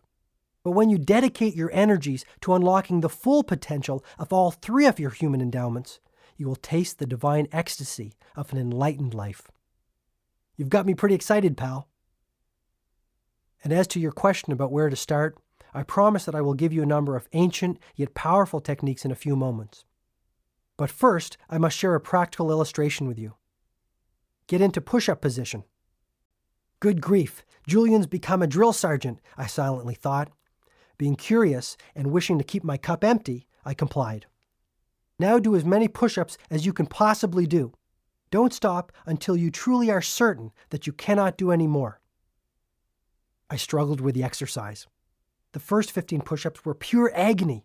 At 23 push-ups, I gave up. No more, Julian. This is killing me. The only lesson I'm going to learn from this is what to do for a heart attack. Do 10 more. Then you can rest, commanded Julian. You've got to be kidding. But I continued. 1, 2, 5, 8, and finally 10. I lay on the floor in total exhaustion. What could anyone possibly learn from an experience like this? I asked breathlessly. You told me after you had done 23 that you couldn't do any more. You told me that this was your absolute limit. Yet, when I challenged you to do more, you responded with another 10 push-ups. You had more inside you, and when you reached for your resources, you received more. Yogi Raman explained a fundamental truth to me. The only limits on your life are those that you set yourself. When you push beyond your limits, just as you did in this demonstration, you unlock mental and physical reserves that you never thought you had. Julian sensed he was on a roll. You practice the art of Kaizen by pushing yourself daily. Work hard to improve your mind and your body. Nourish your spirit. Do the things you fear. Be the person you dream of being. Julian continued his passionate discourse. Identify the things that are holding you back. Take the time to reflect on what might be keeping you from the life you really want and know deep down you can have. Once you have identified what your weaknesses are, the next step is to face them head on and attack your fears. This might be the first taste of real freedom that you have experienced in years. Fear is nothing more than a mental monster you have created, a negative stream of consciousness. You mean all my fears are nothing more than imaginary little gremlins that have crept into my mind over the years? Exactly, John. Every time they have prevented you from taking some action, you have added fuel to their fire. But when you conquer your fears, you conquer your life. I need an example. Study a baby. She has no limits. Her mind is a lush landscape of potential and possibility. Properly cultivated, it will lead her to greatness. Filled with negativity, it will lead her to mediocrity at best. A baby could be trained to view a glorious sunny day as depressing. A child could be trained to see a puppy as a vicious animal. An adult could be trained to see a drug as a pleasant vehicle for release. It's all a matter of conditioning, isn't it? Sure. The same holds true for fear. Fear is a conditioned response, a life-sucking habit that can easily consume your energy, creativity, and spirit if you are not careful. When fear rears its ugly head, beat it down quickly. The best way you can do this is to do the thing you fear. When you erase fear from your mind, you start to look younger and your health becomes more vibrant. Ah, the old mind-body connection, I replied, hoping to mask my ignorance. Yes, the sages of the East have known about it for over 5,000 years. Hardly new age, he said with a broad grin. Truly enlightened people are prepared to put off short-term pleasure for the sake of long-term fulfillment. They resolve to live by the wisdom of Kaizen, improving every aspect of themselves ceaselessly and continuously. With time, things that were once difficult become easy. Fears that once prevented them from all the happiness, health, and prosperity they deserved fall to the wayside like stickmen toppled by a hurricane. So you're suggesting that I must change myself before I change my life? Yes, it's like that old story my favorite professor told me when I was in law school. One night, a father was relaxing with his newspaper after a long day at the office. His son, who wanted to play, kept on pestering him. Finally, fed up, the father ripped out a picture of the globe that was in the newspaper and tore it into 100 tiny pieces. "Here, son, go and try to put this back together," he said. To his amazement, his son returned after only 1 minute with the globe perfectly back together. When the startled father asked him how he achieved this feat, the son smiled and gently replied, "Dad, on the other side of the globe, there was a picture of a person. And once I got the person together, the world was okay." That's a great story. You see, John, the wisest people I have ever met, from the sages of Savannah to my professors at Harvard Law School, all seem to know the key formula for happiness. Exactly how does one go about building courage? It's the same as the story. Once you get yourself together, your world will be okay. But you must spend some time daily working on yourself, even if for only 10 or 15 minutes. And what does the 9-foot-tall, 900-pound Japanese sumo wrestler symbolize in Yogi Raman's fable? Our hefty friend will be your constant reminder of the power of Kaizen. In just a few hours, Julian had revealed the most powerful information that I had ever heard in my lifetime. Now I had been exposed to the ageless principle of self-mastery, Kaizen. How can I practice the art of Kaizen? I will give you 10 ancient yet supremely effective rituals that will lead you far along the path of personal mastery. If you apply them on a daily basis, with faith in their utility, you will observe remarkable results in just 1 month from today. Yogi Raman offered the 10 rituals to me with great faith in what he termed their exquisiteness. The quid pro quo is that you must set aside at least 1 hour a day for 30 consecutive days to practice the strategies. This investment in yourself is all it takes. 1 hour a day for 30 days is all it takes? It's the magic formula I was always searching for. Having said this, you must be disciplined and apply the strategies which make up the formula daily with utter conviction in their value. This is not a quick fix type deal. Once you are in it for the long term. What do you mean? Spending 1 hour a day tending to yourself will surely give you dramatic results in 30 days, provided you do the right things. The key is that you must keep on practicing them every day if you want to keep on seeing the results. Fair enough, I agreed. Julian clearly had unlocked a wellspring of personal vitality and inner serenity in his own life. Actually, his transformation from a sickly old litigator to a radiant, energetic philosopher was nothing less than miraculous. Maybe I too could undergo a Mantle-like transformation. It was surely worth a try. That night, sitting on the floor of my cluttered living room, I learned what Julian called the 10 rituals of radiant living. The first strategy was known to the sages as the ritual of solitude. This involves nothing more than ensuring that your daily schedule include a mandatory period of peace. Just what is a period of peace? It is a period of time, as little as 15 minutes or as much as 50, wherein you explore the healing power of silence and come to know who you really are. Its purpose is self-renewal, and this is accomplished by spending time alone, immersed in the beautiful blanket of silence. Solitude and quiet connect you to your creative source and release the limitless intelligence of the universe. You will even sleep better and enjoy a renewed feeling of balance in your day-to-day activities. Where should I go for this period of peace? Theoretically, you could do it anywhere, from your bedroom to your office. The key is to find a place of true quiet and beauty. How does beauty fit into the equation? Beautiful images soothe a ruffled soul, Julian observed with a deep sigh. A bouquet of roses, or a simple, solitary daffodil will have a highly salutary effect on your senses and relax you to no end. Ideally, you should savor such beauty in a space that will serve as a sanctuary of the self. What's that?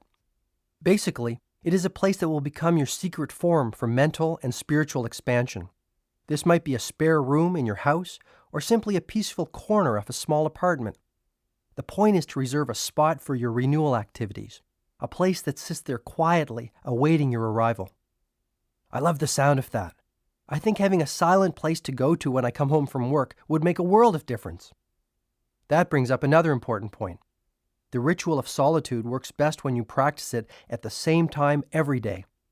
By practicing it at the same time every day, a daily dose of silence will soon become a habit that you will never neglect. Anything else? Yes. If at all possible, commune with nature daily.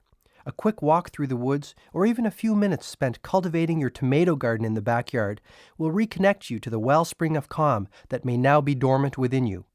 Being with nature also allows you to tune into the infinite wisdom of your highest self. This self-knowledge will move you into the uncharted dimensions of your personal power.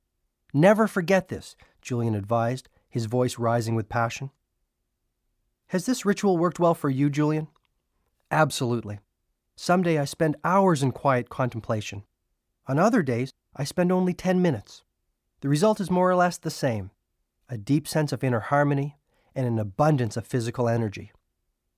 Which brings me to the second ritual. This is the ritual of physicality. Sounds interesting. What's it all about? The ritual of physicality is based on the principle that says, as you care for the body, so you care for the mind. As you train your body, so you train your mind.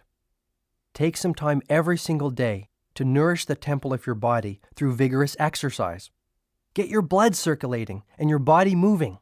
Did you know that there are 168 hours in a week? No, not really. It's true. At least 5 of those hours should be invested in some form of physical activity. The sages of Savannah practiced the ancient discipline of yoga to awaken their physical potential and live a strong, dynamic existence. It was an extraordinary sight to see these marvelous physical specimens who had managed to age-proof their lives standing on their heads in the center of their village. Did the sages do anything else to care for their bodies?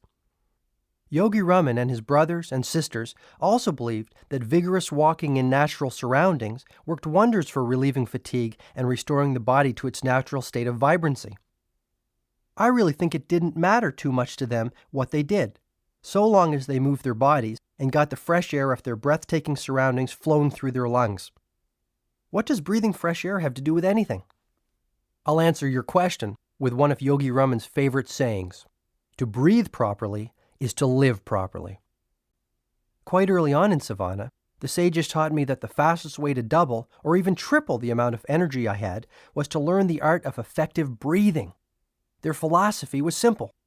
Take in more oxygen through efficient breathing, and you liberate your energy reserves along with your natural state of vitality. Okay, so where do I start? It's actually pretty easy. 2 or 3 times a day, take a minute or two to think about breathing more deeply and effectively. Your belly should move out slightly. This indicates that you are breathing from the abdomen, which is good. A trick that Yogi Raman taught me was to cup my hands over my stomach. If they moved out as I inhaled, my breathing technique was proper. Very interesting. If you like that, then you'll love the third ritual of radiant living, said Julian, which is The ritual of live nourishment. Yogi Raman put it this way: as you nourish your body, so you nourish your mind. I assume then that you changed your diet. Radically. Live foods are the answer. Live foods are those which are created through the natural interaction of the sun, air, soil, and water. What I'm talking about here is a vegetarian diet. Fill your plate with fresh vegetables, fruit, and grains, and you might just live forever. Is that possible? Most of the sages were well over 100, and they showed no signs of slowing down. But is this type of diet healthy? This is the diet that nature intended. It is alive, vital, and supremely healthy. The sages have lived by this diet for many thousands of years. If you like meat, you can certainly keep eating it.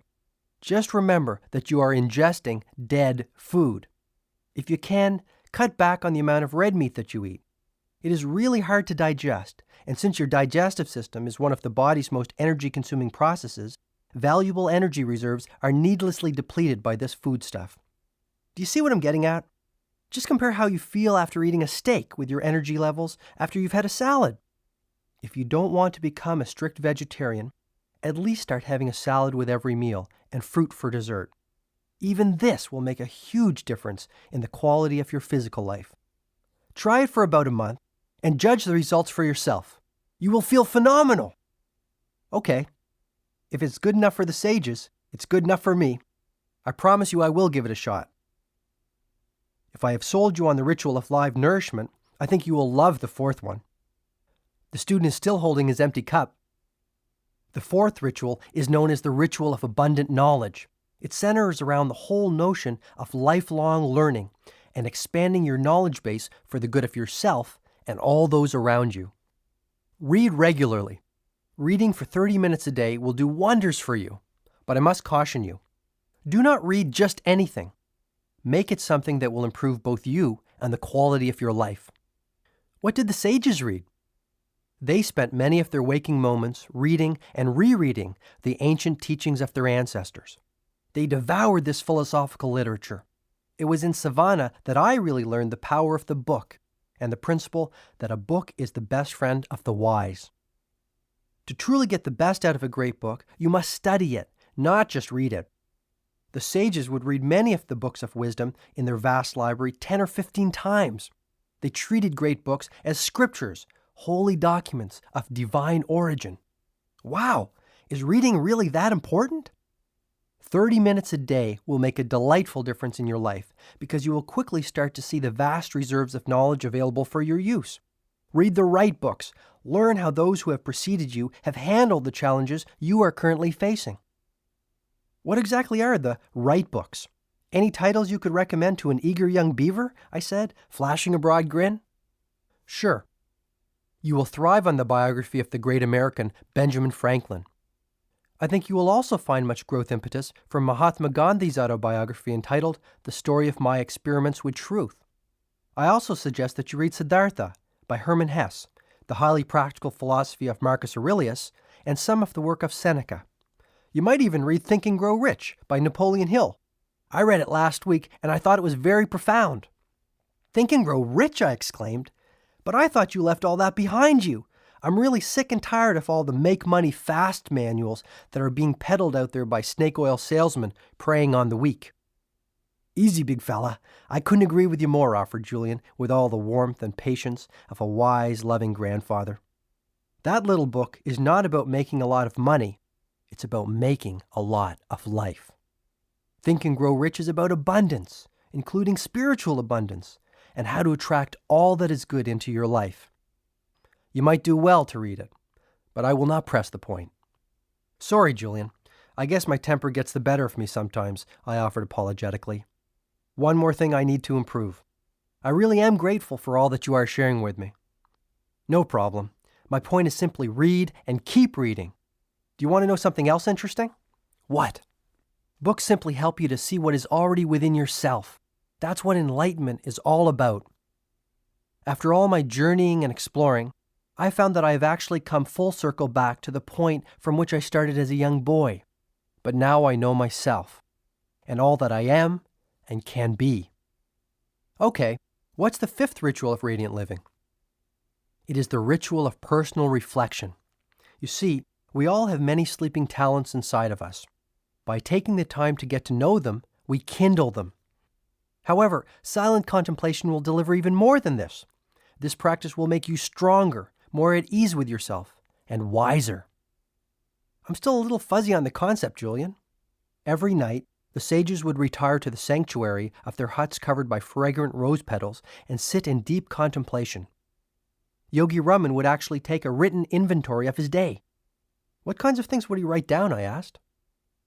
First, he would list all of his activities, from the personal care activities of his morning to his interactions with the other sages. Interestingly, he would also write down the thoughts he had run through his mind during that particular day. Isn't that hard to do? I can hardly remember what I thought 5 minutes ago, let alone 12 hours ago. Take the time to think. Get into the regular habit of personal introspection. Once Yogi Raman had listed all that he had done and all that he had thought in one column, he would then do an assessment in another column. As he was confronted by his activities and thoughts in the written form, he asked himself whether they were positive in nature. If they were, he resolved to continue giving his precious energy to them. And if they were negative, then he would come up with a clear course of action to get rid of them. I think an example might help me. Can it be personal? Julian asked. Sure, I'd love to know some of your innermost thoughts, I suggested. Actually, I was thinking about yours. We both started to giggle like a couple of kids in a schoolyard. Oh, all right. You always did get your own way. Okay, let's go through just a few of the things that you did today. Write them down on that piece of paper on the coffee table, Julian instructed. I started to realize that something important was about to happen. This was the first time in years that I had actually taken the time to do nothing but reflect on the things I was doing and the thoughts I was thinking. Where do I start? I asked. Start with what you did this morning and progress through your day. Just hit a few of the highlights. Fine. I woke up at 6:30 to the sound of my electric rooster, I joked. Get serious and keep going, Julian replied firmly. Okay, then I showered and shaved, gobbled down a waffle, and rushed off to work. And what about your family? They were all asleep. Anyway, once I got to the office, I noticed that my 7:30 appointment had been waiting there since 7, and boy was he furious. What was your response? I fought back. What was I supposed to do? Let him push me around? Okay. Then what happened? Well, things went from bad to worse. The courthouse called and told me that Judge Wildebeest needed to see me in his chambers, and if I wasn't there within 10 minutes, heads would roll. I rushed down to the courthouse and had another argument with one of the clerks. By the time I got back to the office, there were 27 phone messages waiting for me, all marked urgent. Need I go on? Please do. Well, on my way home, Jenny called me in the car and asked me to stop by her mother's house and pick up some of those amazing pies my mother-in-law is famous for. Problem was that when I took that exit, I found myself in the middle of a gridlock. So there I was, in the middle of rush hour traffic, in 95-degree heat, shaking with stress and feeling that even more time was slipping away. How did you respond? I cursed the traffic, I said with complete honesty. I was actually shouting out loud inside my car.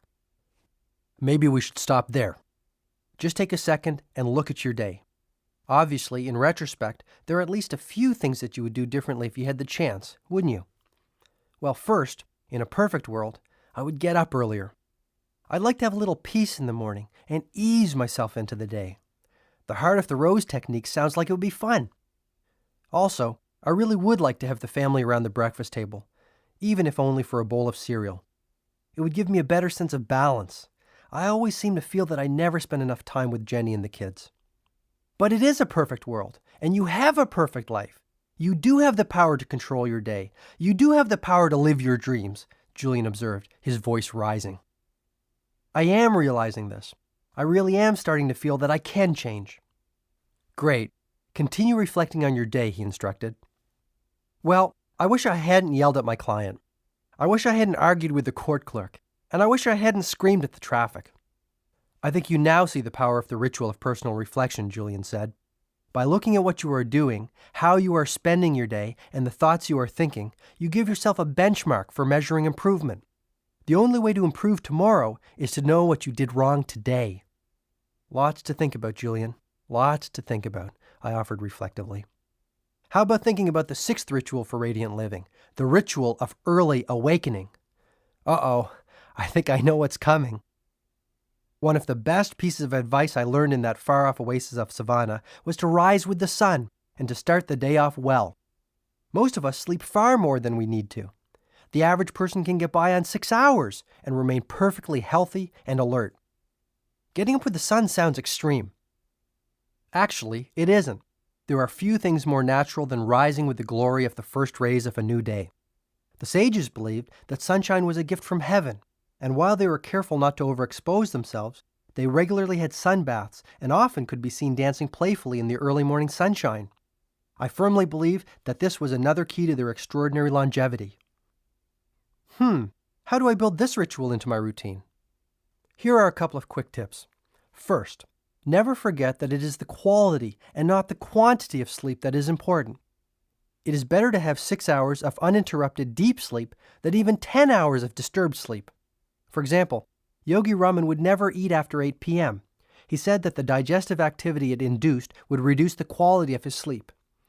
Another example was the sage's habit of meditating to the soft sounds of their harp immediately before heading off to sleep. What was the reason behind this? The 10-minute period before you sleep and the 10-minute period after you wake up are profoundly influential on your subconscious mind. By determining the thoughts that go in, you are also determining precisely what will come out. So before you go to sleep, do not watch the news or argue with anyone or even go over the day's events in your mind's eye. Relax. Drink a cup of herbal tea if you like.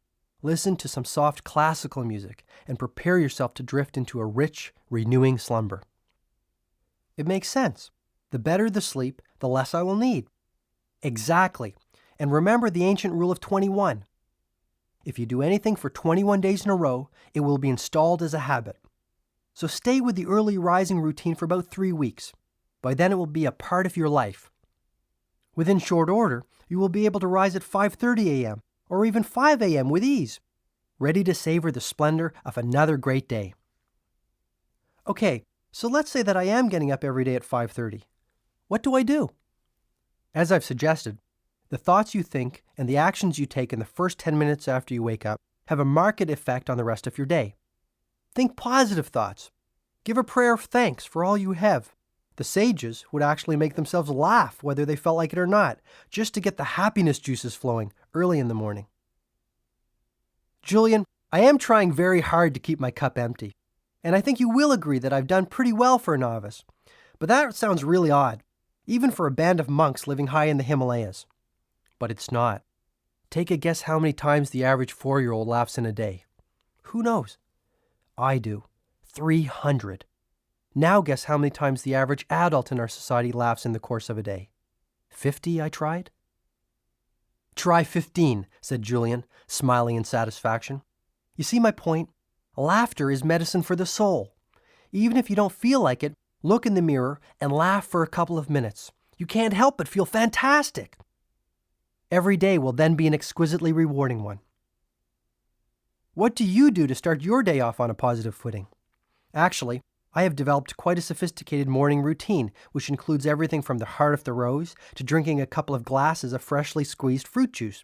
But there is one strategy in particular which I would like to share with you. Sounds important. It is. Shortly after you have awakened, go into your sanctuary of silence. Get still and focused. Then ask yourself this question. What would I do today if this day was my last? Mentally list all the things you would do, the people you would call, and the moments you would savor. When you live every day as if it was your last, your life will take on a magical quality. And this brings me to the 7th of the rituals of radiant living, the ritual of music. Never forget the power of music. Spend a little time with it every day, even if it is listening to a soft piece on a cassette while you drive to work. When you feel down or weary, play some music. It is one of the finest motivators I know of. Aside from yourself, I exclaimed sincerely. Just listening to you makes me feel great. You really have changed, Julian, and not just on the outside. You really do seem to be at peace with yourself. You have touched me tonight." "Hey, there's more!" shouted Julian with his fist in the air. "Let's keep going!" "I wouldn't have it any other way." "Okay. The 8th ritual is the ritual of the spoken word. The sages had a series of mantras which they would recite morning, noon, and night. They told me that this practice was immensely effective in keeping them focused, strong, and happy." "What's a mantra?" I asked. "A mantra is nothing more than a collection of words strung together to create a positive effect. In Sanskrit, man means mind, and tra means freeing. So a mantra is a phrase which is designed to free the mind. And believe me, John, mantras accomplish this objective in a very powerful way." "So mantras are spoken?" "They don't have to be. Written affirmations also are very effective. But I have found that repeating a mantra aloud has a wonderful effect on my spirit. When I need to feel motivated, I might repeat, 'I am inspired, disciplined, and energized' out loud 200 or 300 times. To maintain the supreme sense of self-confidence I have cultivated, I might repeat, 'I am strong, able, and calm.' I even use mantras to keep me youthful and vital," Julian admitted. Which leads us to the 9th ritual of radiant living quite nicely. This is the ritual of congruent character. This ritual requires you to take daily, incremental action to build your character. Perhaps Yogi Raman articulated the formula best when he stated, "You sow a thought, you reap an action. Reap an action, you sow a habit. Sow a habit, you reap a character. Sow a character, you reap your destiny." What kinds of things should I do to build my character? Anything that cultivates your virtues. Before you ask me what I mean by virtues, let me clarify the concept. The wise people of the Himalayas believed strongly that a virtuous life was a meaningful life, so they governed all their actions by a series of timeless principles. But I thought you said they governed their lives by their purpose. Yes, this is quite so, but their life's calling included living in a manner congruent to these principles. They are, simply stated, industry, compassion, humility, patience, honesty, and courage. When all your actions are congruent and aligned with these principles, you will feel a deep sense of inner harmony and peace. This is also when your life will move from the ordinary into the realm of the extraordinary, and you will begin to sense the sacredness of your being. It is the first step to lifelong enlightenment. Have you tasted this experience? I asked. I have, and I believe you will too. Do the right things. Act in a way that is congruent with your true character. Act with integrity. Be guided by your heart. The rest will take care of itself. You are never alone, you know. And the final ritual? This is the all-important ritual of simplicity. This ritual requires you to live a simple life. As Yogi Raman said, one must never live in the thick of thin things. Focus only on your priorities, those activities which are truly meaningful. Your life will be uncluttered, rewarding, and exceptionally peaceful. This I promise you. But earlier you told me that happiness comes from achievement. Now you are telling me to reduce my needs and be content with less. Isn't that a paradox? Excellent point, John. It might seem like a contradiction, but it isn't. Lifelong happiness does come through striving to realize your dreams. The key is not to make your happiness contingent on finding that elusive pot of gold at the end of the rainbow. For example, even though I was a millionaire many times over, I was so money-driven that I couldn't enjoy all that I had. You know, there came a time when all I could eat was bread and water, Julian said, growing very quiet and pensive. Are you serious? I always thought that you ate at the best restaurants with all those celebrity friends of yours. That was in the early days. Not many people know about this, but the burden of my out-of-control lifestyle gave me a bleeding ulcer. Julian caught himself. But I'm not one to live in the past. It was another one of life's great lessons. To transcend pain, I had to first experience it. I wouldn't be where I am today without it, he said stoically. Any ideas on what I should do to bring the ritual of simplicity into my life, I asked. There are so many things you can do. Stop picking up the phone every time it rings. Stop wasting time reading junk mail. Stop eating out 3 times a week. Give up your golf club membership and spend more time with your kids. Spend a day a week without your watch. Watch the sun rise every few days. Sell your cellular phone and dump your pager. Need I continue? Julian asked rhetorically. I get the point. But sell the cell phone? I asked anxiously, feeling as a baby might at the doctor's suggestion that his umbilical cord should be cut. Like I've said, my duty is to share the wisdom I've learned through my journey with you. You need not apply every strategy to make your life work. Try the techniques and use those that feel right to you. After Julian had explained the 10 rituals for radiant living, he paused. I know that you want me to keep on going, so I will. Perhaps this is a good time to get a little deeper. What I have taught you up to now has been immensely practical, but you must know something of the underlying spiritual current which flows through the principles I have outlined. Okay, let's hear the spiritual stuff, I said energetically, unaware that it was nearly 2:30 in the morning. Within you lies the sun, the moon, the sky, and all the wonders of this universe. The intelligence that created these wonders is the same force that created you. All things around you come from the same source. We are all one. I'm not sure I follow you.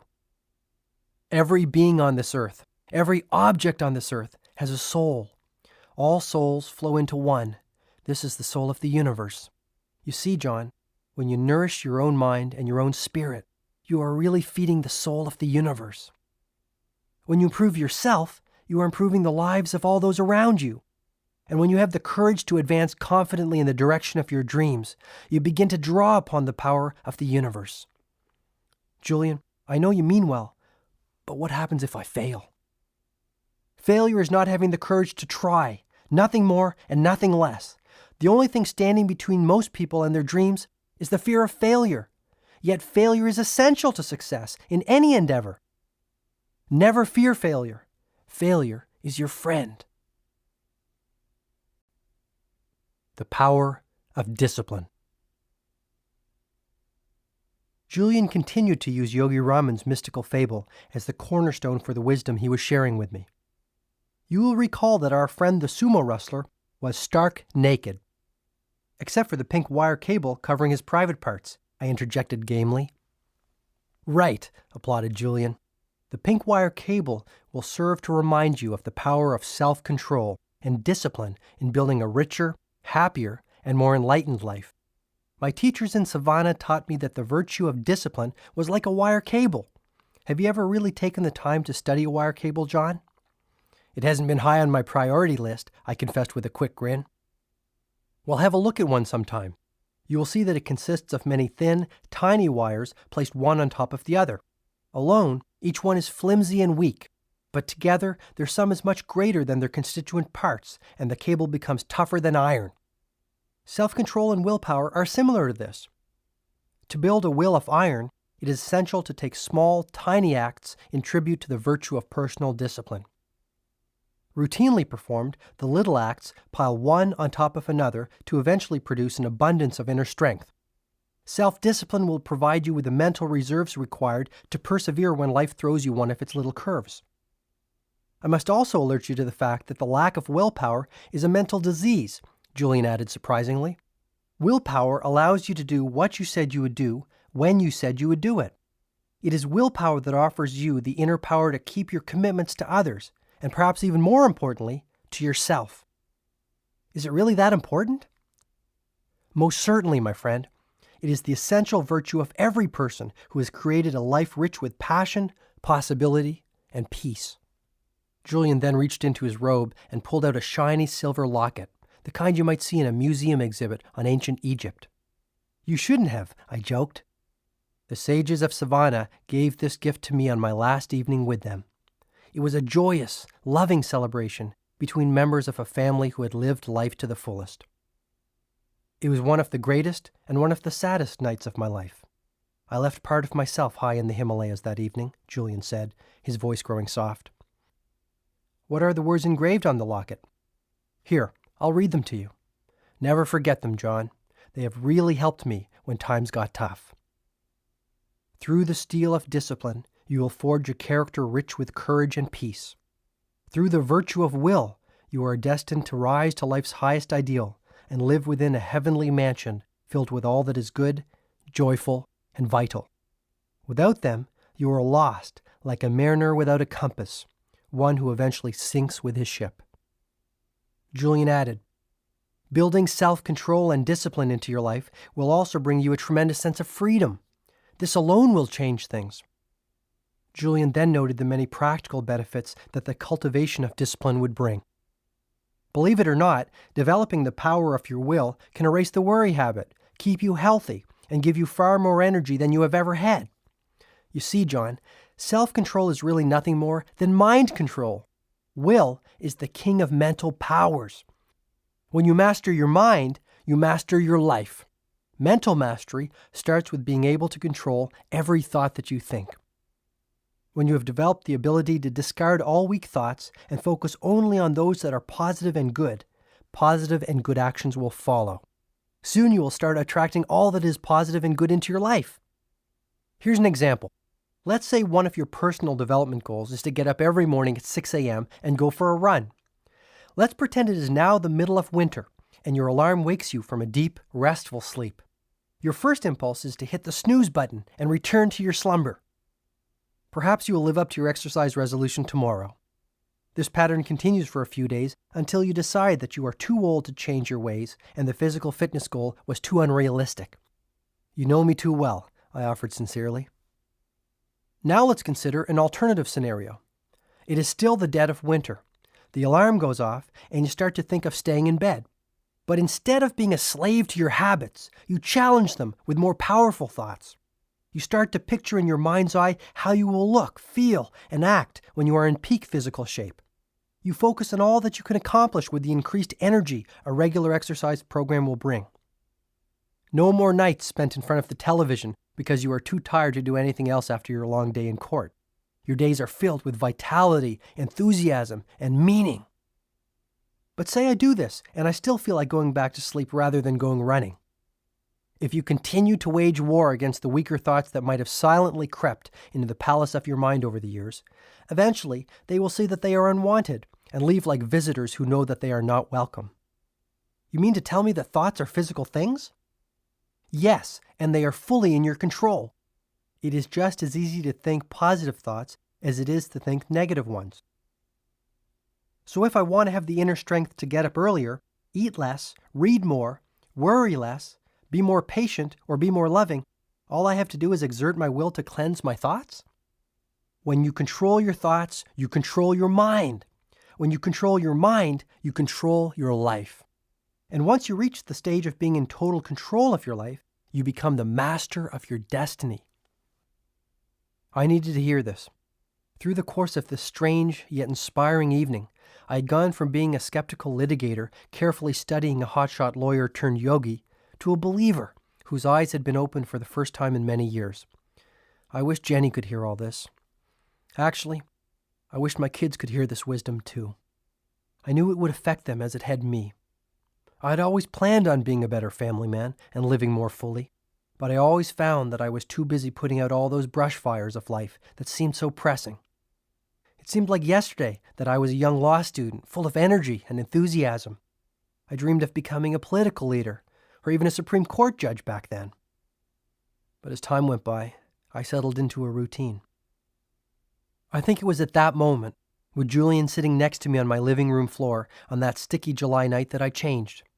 The Japanese call it satori, meaning instant awakening, and that's exactly what it was. I resolved to fulfill my dreams and make my life far more than it had ever been. That was my first taste of real freedom, the freedom that comes when you decide once and for all to take charge of your life and all its constituent elements. I will give you a formula for developing willpower, said Julian, who had no idea of the inner transformation I had just experienced. Wisdom without proper tools for its application is no wisdom at all. He continued, every day while you are walking to work, I would like you to repeat a few simple words. Yogi Raman told me that by its repetition, I would develop self-control and an indomitable will within a short period of time. Okay, I'm all ears. This is the mantra I suggest you repeat at least 30 times a day. I am more than I appear to be. All the world's strength and power rest inside me. It will manifest profound changes in your life. For even quicker results, blend this mantra with the practice of creative envisioning I spoke of earlier. Startling results will surely come your way, he promised. That's it? I asked, astonished by the apparent simplicity of this formula. I can tap the full reserves of my willpower through this simple exercise? Repeating the mantra I gave you, along with the daily practice of seeing yourself as you hope to be, will give you an enormous amount of support as you create the disciplined, principled life that will connect you to your dreams. And you need not change your world in a day. Start off small. Even training yourself to get up an hour earlier and sticking to this wonderful habit will boost your self-confidence, inspiring you to reach higher heights. The trick is to keep setting the mark higher and raising your standards continuously. This will release that magical quality of momentum that will motivate you to keep exploring your infinite potential. Momentum is also the secret ingredient to building self-discipline.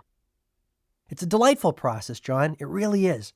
And the pink wire cable in Yogi Raman's magical fable will always remind you of the power of your will.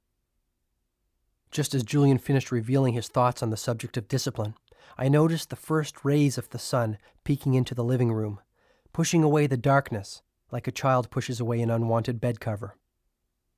This will be a great day, I thought. The first day of the rest of my life. Your most precious commodity. You know what's funny about life? Julian said. By the time most people figure out what they really want and how to go about attaining it, it's usually too late. Is that what the stopwatch in Yogi Raman's fable is all about? Yes. The naked, 9-foot-tall, 900-pound sumo wrestler with the pink wire cable covering his private parts slips on a shiny gold stopwatch that someone has left in the beautiful garden, Julian reminded me. And exactly what does the shiny gold stopwatch represent? It is a symbol of our most precious commodity, time.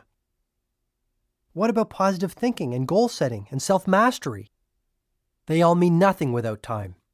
About 6 months after I made Savannah my temporary home, one of the sages came to my hut while I was studying.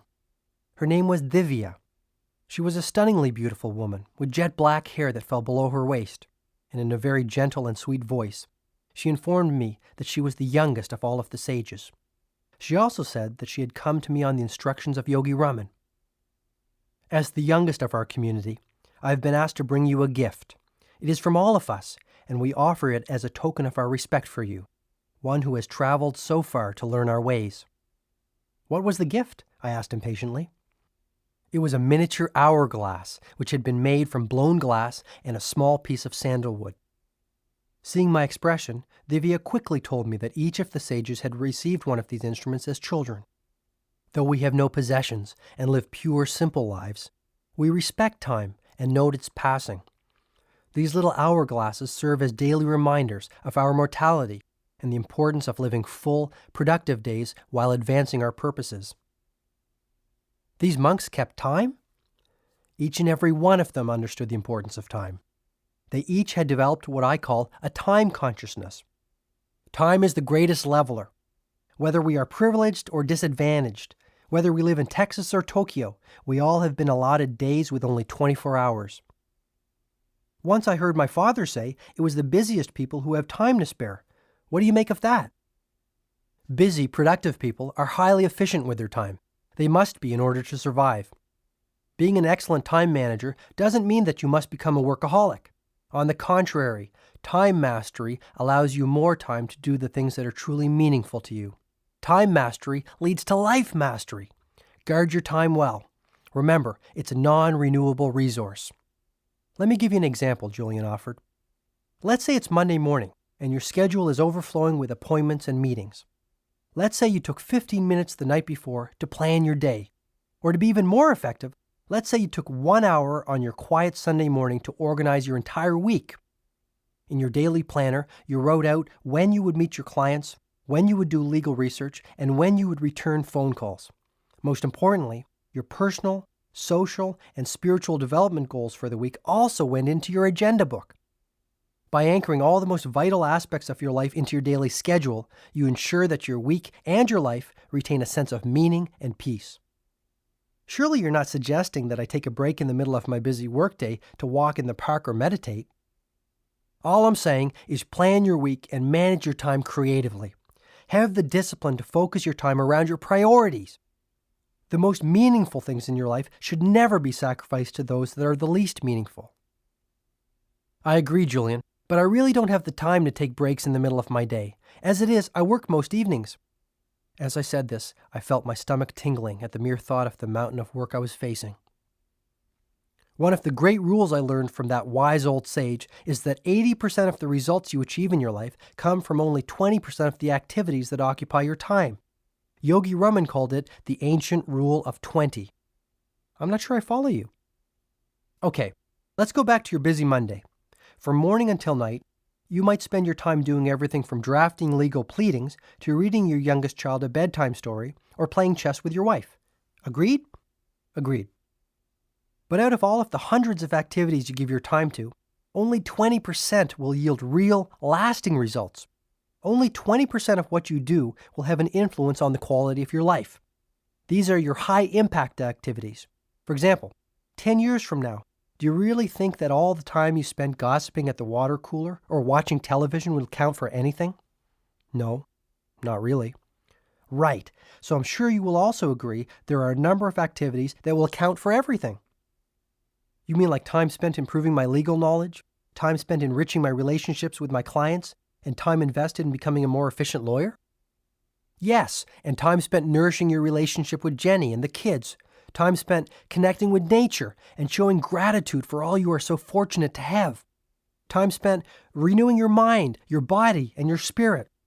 Direct all of your time to those activities that count. Enlightened people are priority-driven. This is the secret of time mastery.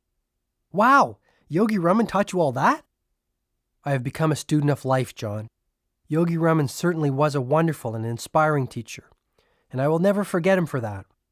But all of the lessons I have learned from my varied experiences have now come together like pieces of a big jigsaw puzzle to show me the way to a better life. I had been to many seminars in time management as a lawyer, yet I had never heard the philosophy of time mastery that Julian was now sharing with me. Time management was not just something to focus on at the office and discard at closing time. It was a holistic system that could make all areas of my life more balanced and fulfilling. I would not only be far more productive, I would be far happier. That brings me to another point. Don't let others steal your time. Learn to say no. Having the courage to say no to the little things in life will give you the power to say yes to the big things. What about procrastination? All too often, I keep putting off the things that I don't like doing. It is human nature to do the things that feel good and avoid the things that feel bad. But as I said earlier, the most productive people in this world have cultivated the habit of doing the things that less productive people don't like doing, even though they too might not like doing them. I stopped and thought deeply about the principle I had just heard. Perhaps procrastination was not my problem. Maybe my life had simply become too complex. Julian sensed my concern. Yogi Raman told me that those who are masters of their time live simple lives. A hurried, frenzied pace is not what nature intended. While he firmly believed that lasting happiness could be reached only by those who were effective and set definite aims for themselves, living a life rich with accomplishment and contribution did not have to come through sacrifice of peace of mind. This is what I found so fascinating about the wisdom I was hearing. It allowed me to be more productive and yet fulfill my spiritual longings. I started to open up myself even more to Julian. You have always been honest and forthright with me, so I will be the same with you. I don't want to give up my practice and my house and my car to be happier and more satisfied. I like my toys and the material things I have earned. They are my rewards for all the hours I have worked over the years. But I feel empty. I really do. There is so much I could do with my life. You know, I'm almost 40 and I have never been to the Grand Canyon or the Eiffel Tower. I can't even remember the last time I took a long, quiet walk by myself after a snowfall, just to hear the sounds and to enjoy the sensations. Then simplify your life, Julian suggested sympathetically. Apply the ancient ritual of simplicity to every aspect of your world. Too many people are dreaming of some magical rose garden on the horizon rather than enjoying the one growing in their backyards. What a tragedy. Any suggestions? That I will leave to your own imagination. Oh, and that reminds me of another thing I do to make sure my life stays calm and simple. What's that? I love to have a quick nap in the afternoon. I find it keeps me energetic, refreshed, and youthful. I guess you could say that I need my beauty sleep, Julian laughed. Beauty has never been one of your strong points. A sense of humor has always been one of yours, and for this I commend you. I think Yogi Raman said it best when he said, "Laughter opens your heart and soothes your soul." No one should ever take life so seriously that they forget to laugh at themselves. Julian had one final thought to share on the subject of time. Perhaps most importantly, John, stop acting like you have 500 years to live. Develop a deathbed mentality. When you adopt a deathbed mentality, you live every day as if it was your last. The deathbed question alone has the power to change your life. It will energize your days and bring a rush of zest and spirit to all that you do. Powerful stuff. Here's more. There is a simple remedy to break the spell of frustration that plagues so many people. Act as if failure is impossible and your success will be assured. Be brave and set no limits on the workings of your imagination. Never be a prisoner of your past.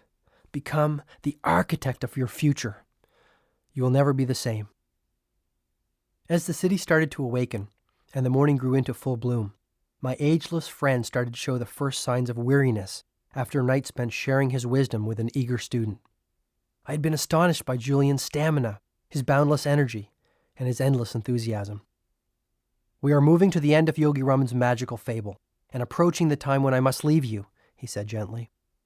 "Are you going to tell your partners that you have returned home?" I asked, my curiosity getting the better of me. "Probably not," Julian replied.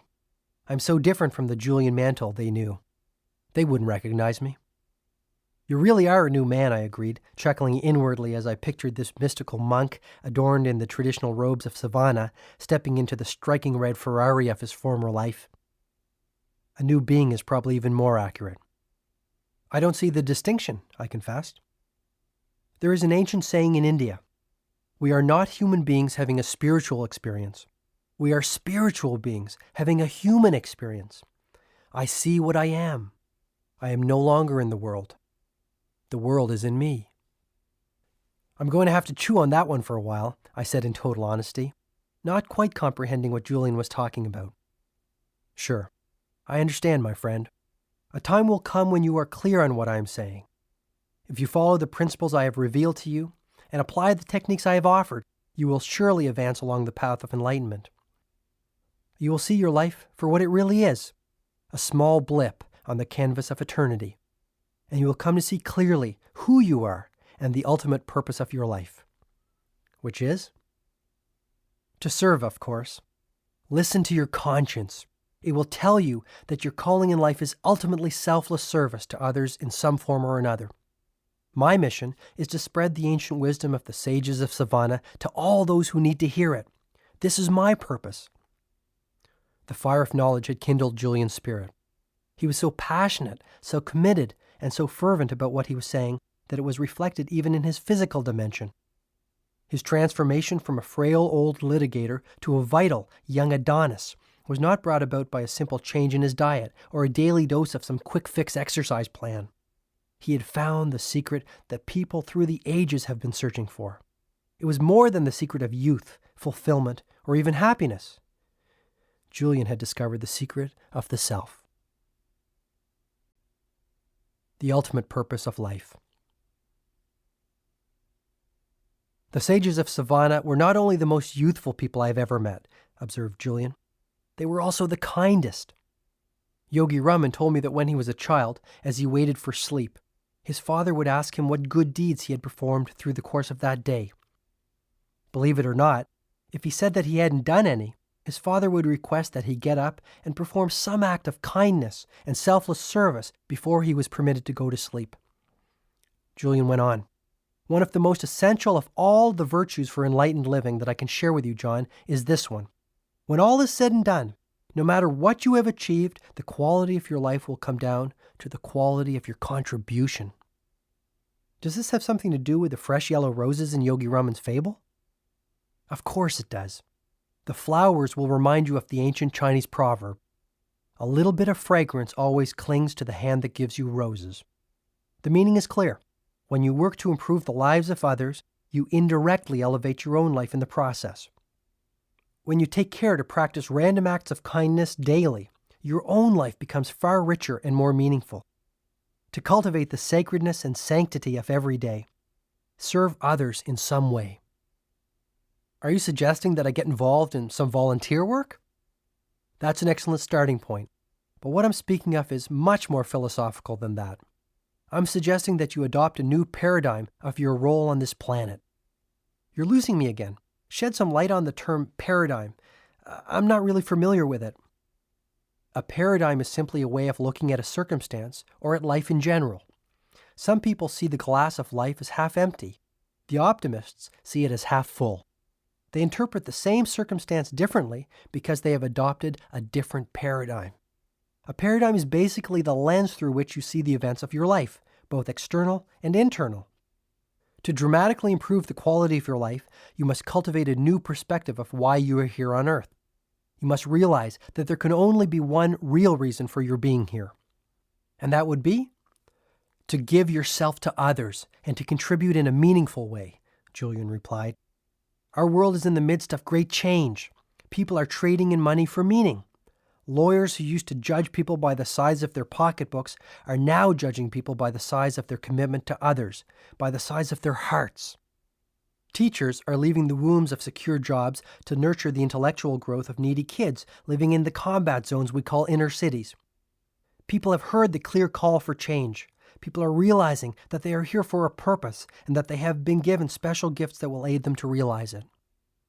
What kind of special gifts? Exactly the ones I've been telling you about all evening.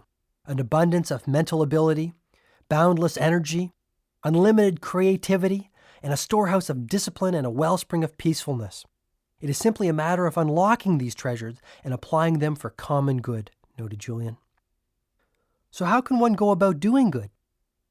I'm simply saying that you should make it a priority to change your worldview so that you stop seeing yourself purely as an individual and start seeing yourself as part of the collective. Your life moves to a more magical dimension when you start striving to make the world a better place. I knew Julian had a point. One of the things that was starting to bother me about practicing law was that I didn't really feel I was making the sort of contribution I knew I was capable of making. I realized that I had ensconced myself in a middle-class cocoon, one that sheltered me from society at large and one I had grown accustomed to. Compassion and daily acts of kindness will make life far richer, Julian said. Take the time to meditate every morning on the good you will do for others during your day. The sincere words of praise to those who least expect it, the gestures of warmth offered to friends in need, the small tokens of affection to members of your family, all add up to a much more wonderful way to live. And speaking of friendships, make sure you keep them in constant repair. A person with 3 solid friends is very wealthy indeed. I nodded. Friends add humor, fascination, and beauty to life. Good friends are there to help you when life throws one of its little curves at you and things look worse than they seem. When I was a busy litigator, I had no time for friends. Now I am alone, except for you, John. When I've just put down a wonderful book that has moved me deeply, I have no one to share my thoughts with. I have no one to open my soul to when the sunshine of a glorious autumn day warms my heart and fills me with joy. Julian quickly caught himself. However, regret is not an activity for which I have any time. I have learned from my teachers in Savannah that every dawn is a new day to the one who is enlightened. Julian's eyes glittered in the hope of things yet to come. It appeared to me that Julian Mantle had indeed been elevated from a human being passing through life without a care for anyone to a spiritual being passing through life only caring about others. Perhaps this was the path that I too was about to walk. The timeless secret of lifelong happiness. It had been over 12 hours since Julian had arrived at my house. Those 12 hours were, without a doubt, the most important of my life. All at once, I was feeling exhilarated, motivated, and yes, even liberated. I realized that I had not even begun to explore the reaches of my human potential. Julian's wisdom allowed me the opportunity to come to grips with the wounds that were keeping me from living with the laughter, energy, and fulfillment I knew that I deserved. I felt moved. I'll have to leave soon. You have commitments which are pressing on your time, and I have my own work to tend to, Julian said apologetically. My work can wait. Unfortunately, mine can't, he said with a quick smile. But before I leave, I must reveal the final element of Yogi Raman's magical fable. You will recall that the sumo wrestler fell to the ground. After what seemed like an eternity, he finally regained consciousness when the marvelous fragrance of the yellow roses reached his nose. He then jumped to his feet in delight and was astonished to see a long, winding path studded with millions of tiny diamonds. Of course, our friend the sumo wrestler took the path, and in doing so, lived happily ever after. Seems plausible, I chuckled. Yogi Raman's story has a purpose, and the principles it symbolizes are not only powerful, they are highly practical. True, I agreed without reservation. The path of diamonds, then, will serve to remind you of the final virtue of enlightened living. By carrying this principle with you through your daily work, you will enrich your life. You will begin to see the exquisite wonders in the simplest of things and live with the ecstasy you deserve. And by carrying out your promise to me and sharing it with others, you will also allow them to transform their world from the ordinary into the extraordinary. Will this take me a while to learn? The principle itself is strikingly straightforward to grasp, but learning how to apply it effectively in all your waking moments will take a couple of weeks of steady practice. Okay, I'm dying to hear it. Funny you should say that, because the seventh and final virtue is all about living. The sages of Savannah believed that a truly joyful and rewarding life comes only through a process they called living in the now. The most important moment is now. Learn to live in it and savor it fully. I understand exactly what you're saying, Julian. My mind is always flooded by a million little thoughts pulling me in a million different directions. It's really frustrating. Why? It tires me out. I guess I just don't have peace of mind. Yet I have experienced times when my mind is fully occupied on only what was in front of me. Often, this happened when I was under the gun to crank out a legal brief, and I didn't have time to think about anything other than the task at hand. I've also felt this kind of total focus when I was playing soccer with the boys, and I really wanted to win. Hours seemed to pass by in minutes, and I felt centered. It was as if the only thing that mattered to me was what I was doing in that very moment. Come to think of it, these were probably the times when I felt the most peaceful as well. Julian replied, being engaged in a pursuit that truly challenges you is the surest route to personal satisfaction. But the real key to remember is that happiness is a journey, not a destination. Live for today. There will never be another one quite like it, finished Julian, his smooth hands coming together as if to give a prayer of thanks for being privy to what he had just said. Is that the principle that the path of diamonds in Yogi Raman's fable symbolizes? I asked. You can have the life you deserve the very moment you start to understand that the path you are currently walking on is one rich with diamonds and other priceless treasures. Enjoy the beauty and the sacredness of all that is around you. You owe it to yourself. Does that mean that I should stop setting big goals for my future and concentrate on the present? No, replied Julian firmly. Goals and dreams for the future are essential elements in every truly successful life. My point is simply this. Never put off happiness for the sake of achievement. Today is the day to seize the moment and live a life that soars. Today is the day to live from your imagination and harvest your dreams. And please never, ever forget the gift of family. I'm not sure I know exactly what you mean, Julian. Live your children's childhood, came the simple reply. Huh? I muttered, perplexed at the apparent paradox. Few things are as meaningful as being a part of your children's childhood. What is the point of climbing the steps of success if you have missed the first steps of your own kids? What is the use of being known across the country as a red-hot trial lawyer if your kids don't even know their father, Julian offered, his voice now quivering with emotion. I know where if I speak. This last comment floored me. What could this former millionaire playboy know about being a father? I do know something of the blessings we call children, he said softly. But I always thought you were the city's most eligible bachelor before you threw in the towel and gave up your practice. Before I was caught up in the illusion of that fast and furious lifestyle, you know that I was married. Yes? He then paused, as a child might before telling his best friend a closely guarded secret. What you do not know is that I also had a little daughter. She was the sweetest, most delicate creature I've ever seen in my life. People told me I had a brilliant future, a stunningly beautiful wife, and a wonderful daughter. Yet when life seemed to be perfect, it was all taken from me in an instant. For the first time since his return, Julian's eternally joyful face was enveloped in sadness. A single tear began to slide down one of his bronzed cheeks and dripped onto the velvety fabric of his ruby-red robe. "You don't have to continue, Julian," I offered sympathetically, placing an arm around his shoulder to comfort him. "The drunk driver who killed my daughter didn't take away only one precious life on that sun-soaked October afternoon. He took two. After my daughter's passing, my life unraveled. I started spending every waking moment at the office, foolishly hoping that my legal career might be the salve for the pain of a broken heart. My wife, who had been my constant companion since law school, left me, citing my obsession with work. My health deteriorated, and I spiraled into the infamous life that I was engaged in when we first met. Sure, I had everything money could possibly buy, but I sold my soul for it. I really did," Julian noted emotionally, his voice still choked up. "So when you say, live your children's childhood, you are basically telling me to take the time to watch them grow and flourish? That's it, isn't it?" Even today, 27 years after she left us, while we were driving her to her best friend's birthday party, I would give anything just to hear my daughter giggle again, or to play hide and seek like we used to in our back garden. I would love to hold her in my arms and softly caress her golden hair. She took a piece of my heart with her when she left. And though my life has been inspired by new meaning since I found the way to enlightenment and self-leadership in Savannah, a day doesn't pass without me seeing the rosy face of my sweet little girl in the silent theater of my mind. You have such great kids, John.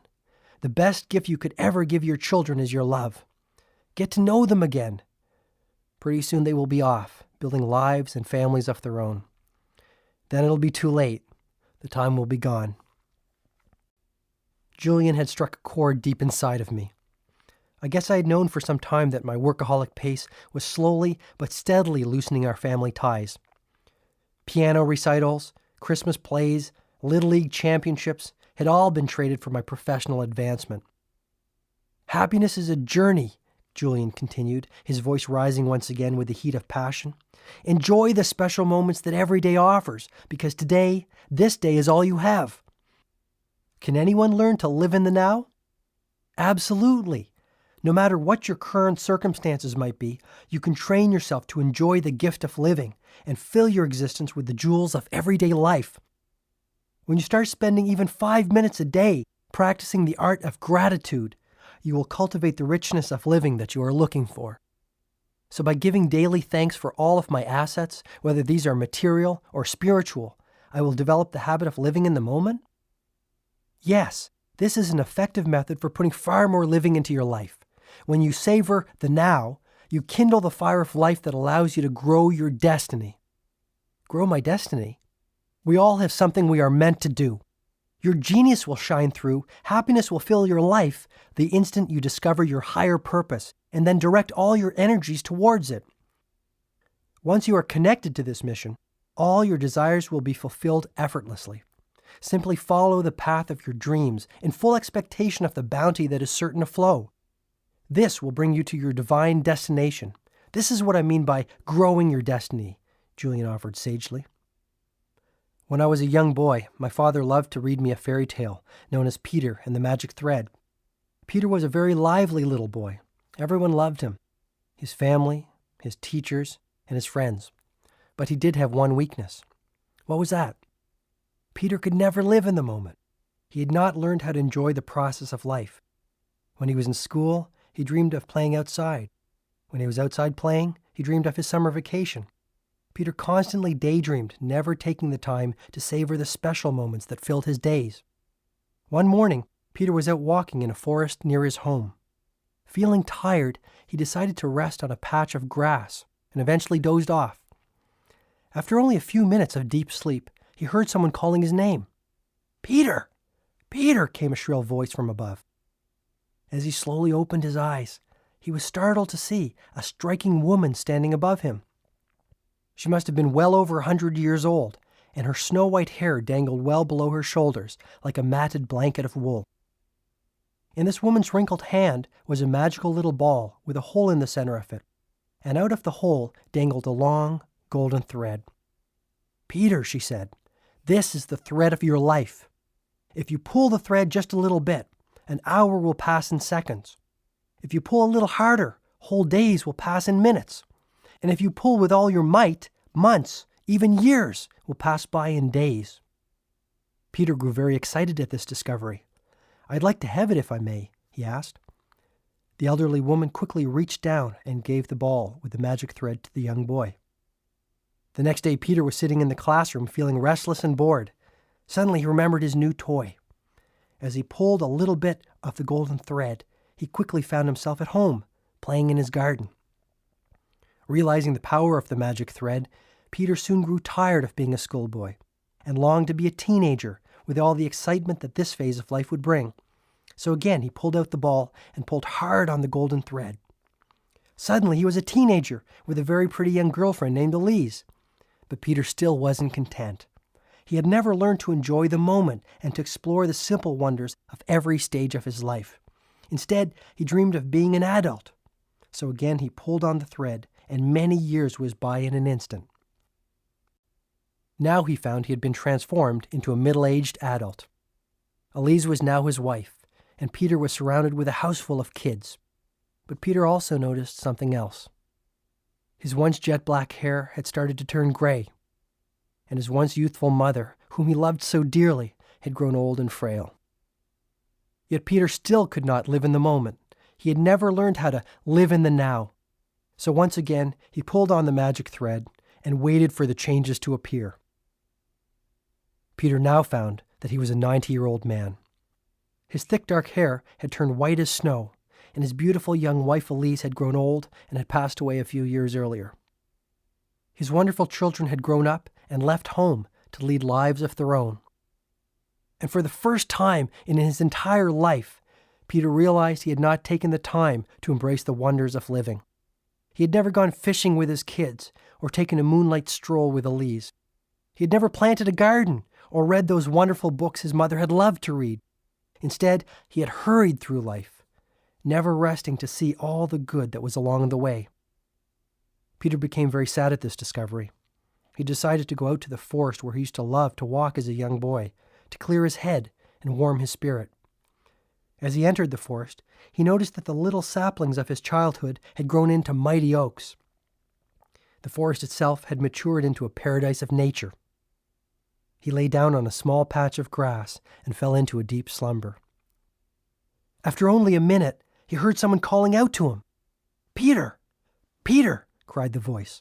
He looked up in astonishment to see that it was none other than the old woman who had given him the ball with the magic golden thread many years earlier. "Have you enjoyed my special gift?" she asked. Peter was direct in his reply. "At first it was fun, but now I hate it. My whole life has passed before my eyes without giving me the chance to enjoy it. Sure, there would have been sad times as well as great times, but I haven't had the chance to experience either. I feel empty inside. I have missed the gift of living." "You are very ungrateful," said the old woman. "Still, I will give you one last wish." Peter thought for an instant and then answered hastily, "I'd like to go back to being a schoolboy and live my life over again." He then returned to his deep sleep. Again he heard someone calling his name and opened his eyes. Who could it be this time, he wondered. When he opened his eyes, he was absolutely delighted to see his mother standing over his bedside. She looked young, healthy, and radiant. Peter realized that the strange woman of the forest had indeed granted his wish, and he had returned to his former life. "Hurry up, Peter! You sleep too much. Your dreams will make you late for school if you don't get up right this minute," his mother admonished. Needless to say, Peter dashed out of bed on this morning and began to live the way he had hoped. Peter went on to live a full life, one rich with many delights, joys, and triumphs. But it all started when he stopped sacrificing the present for the future and began to live in the moment. Today is your chance to awaken to the gift of living before it is too late, Julian continued. Let this new day be the defining moment of your life, the day that you make the decision once and for all to focus on what is truly important to you. Revive your spirit and start tending to your soul. This is the way to nirvana. Nirvana? The sages of Savannah believed that the ultimate destination of all truly enlightened souls was a place called nirvana. Actually, more than a place, the sages believed nirvana to be a state, one that transcended anything they had known previously. In nirvana, all things were possible. There was no suffering, and the dance of life was played out with divine perfection. On reaching nirvana, the sages felt that they would step into heaven on earth. This was their ultimate goal in life, Julian observed, his face radiating a peaceful, almost angelic quality. We're all here for some special reason, he observed prophetically. Meditate on what your true calling is and how you can give yourself to others. Start applying the principles and strategies that I have shared with you. Be all that you can be. A time will come when you too will taste the fruits of that place called nirvana. How will I know when I reach the state of enlightenment? Little hints will appear to confirm your entrance. You will start to notice the holiness in everything that is around you, the divinity of a moonbeam, the allure of a lush blue sky on a scorching summer day, the fragrant bloom of a daisy, or the laugh of a mischievous little child. Julian, I promise you that the time you have spent with me will not be in vain. I will dedicate myself to living by the wisdom of the sages of Savannah, and I will keep my promise to you by sharing all that I have learned. I'm speaking from the heart. I give you my word, I offered sincerely, feeling the throes of emotion stirring within. Spread the rich legacy of the sages to all those around you. They will quickly benefit from this knowledge and improve the quality of their lives, just as you will improve the quality of yours. And remember, the journey is to be enjoyed. The road is just as good as the end. I let Julian continue. Yogi Raman was a great storyteller, but there was one story he told me which stood out amongst the rest. May I share it with you? Absolutely. Many years ago, in ancient India, a Maharaja wanted to build a great tribute to his wife as a sign of his deep love and affection for her.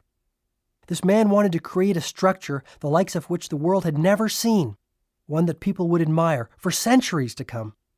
So every day, block by block, his workers toiled in the hot sun. And every day, the structure started to look a little more defined, a little more like a monument, a little more like a beacon of love against the azure blue Indian sky. Finally, after 22 years of daily, gradual progress, this palace of pure marble was complete. Guess what I'm speaking of? I have no idea. The Taj Mahal, one of the 7 wonders of the world, Julian replied. My point is simple. Everyone on this planet is a wonder of the world. Every one of us has the potential for extraordinary achievement, happiness, and lasting fulfillment. All it takes are small steps in the direction of our dreams. Like the Taj Mahal, a life overflowing with wonders is built day by day, block by block. Tiny incremental changes and improvements such as those I've suggested will create positive habits. Positive habits will create results, and results will inspire you towards greater personal change. Begin to live every day as if it was your last. Starting today, learn more, laugh more, and do what you truly love to do. Do not be denied your destiny, for what lies behind you and what lies in front of you matter little compared to what lies within you.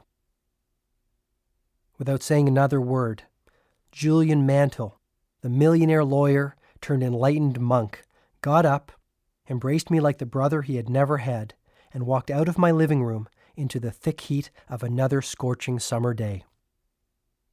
As I sat alone and collected my thoughts, I noticed that the only evidence I could find of this sage messenger's extraordinary visit sat silently on the coffee table in front of me. It was his empty cup.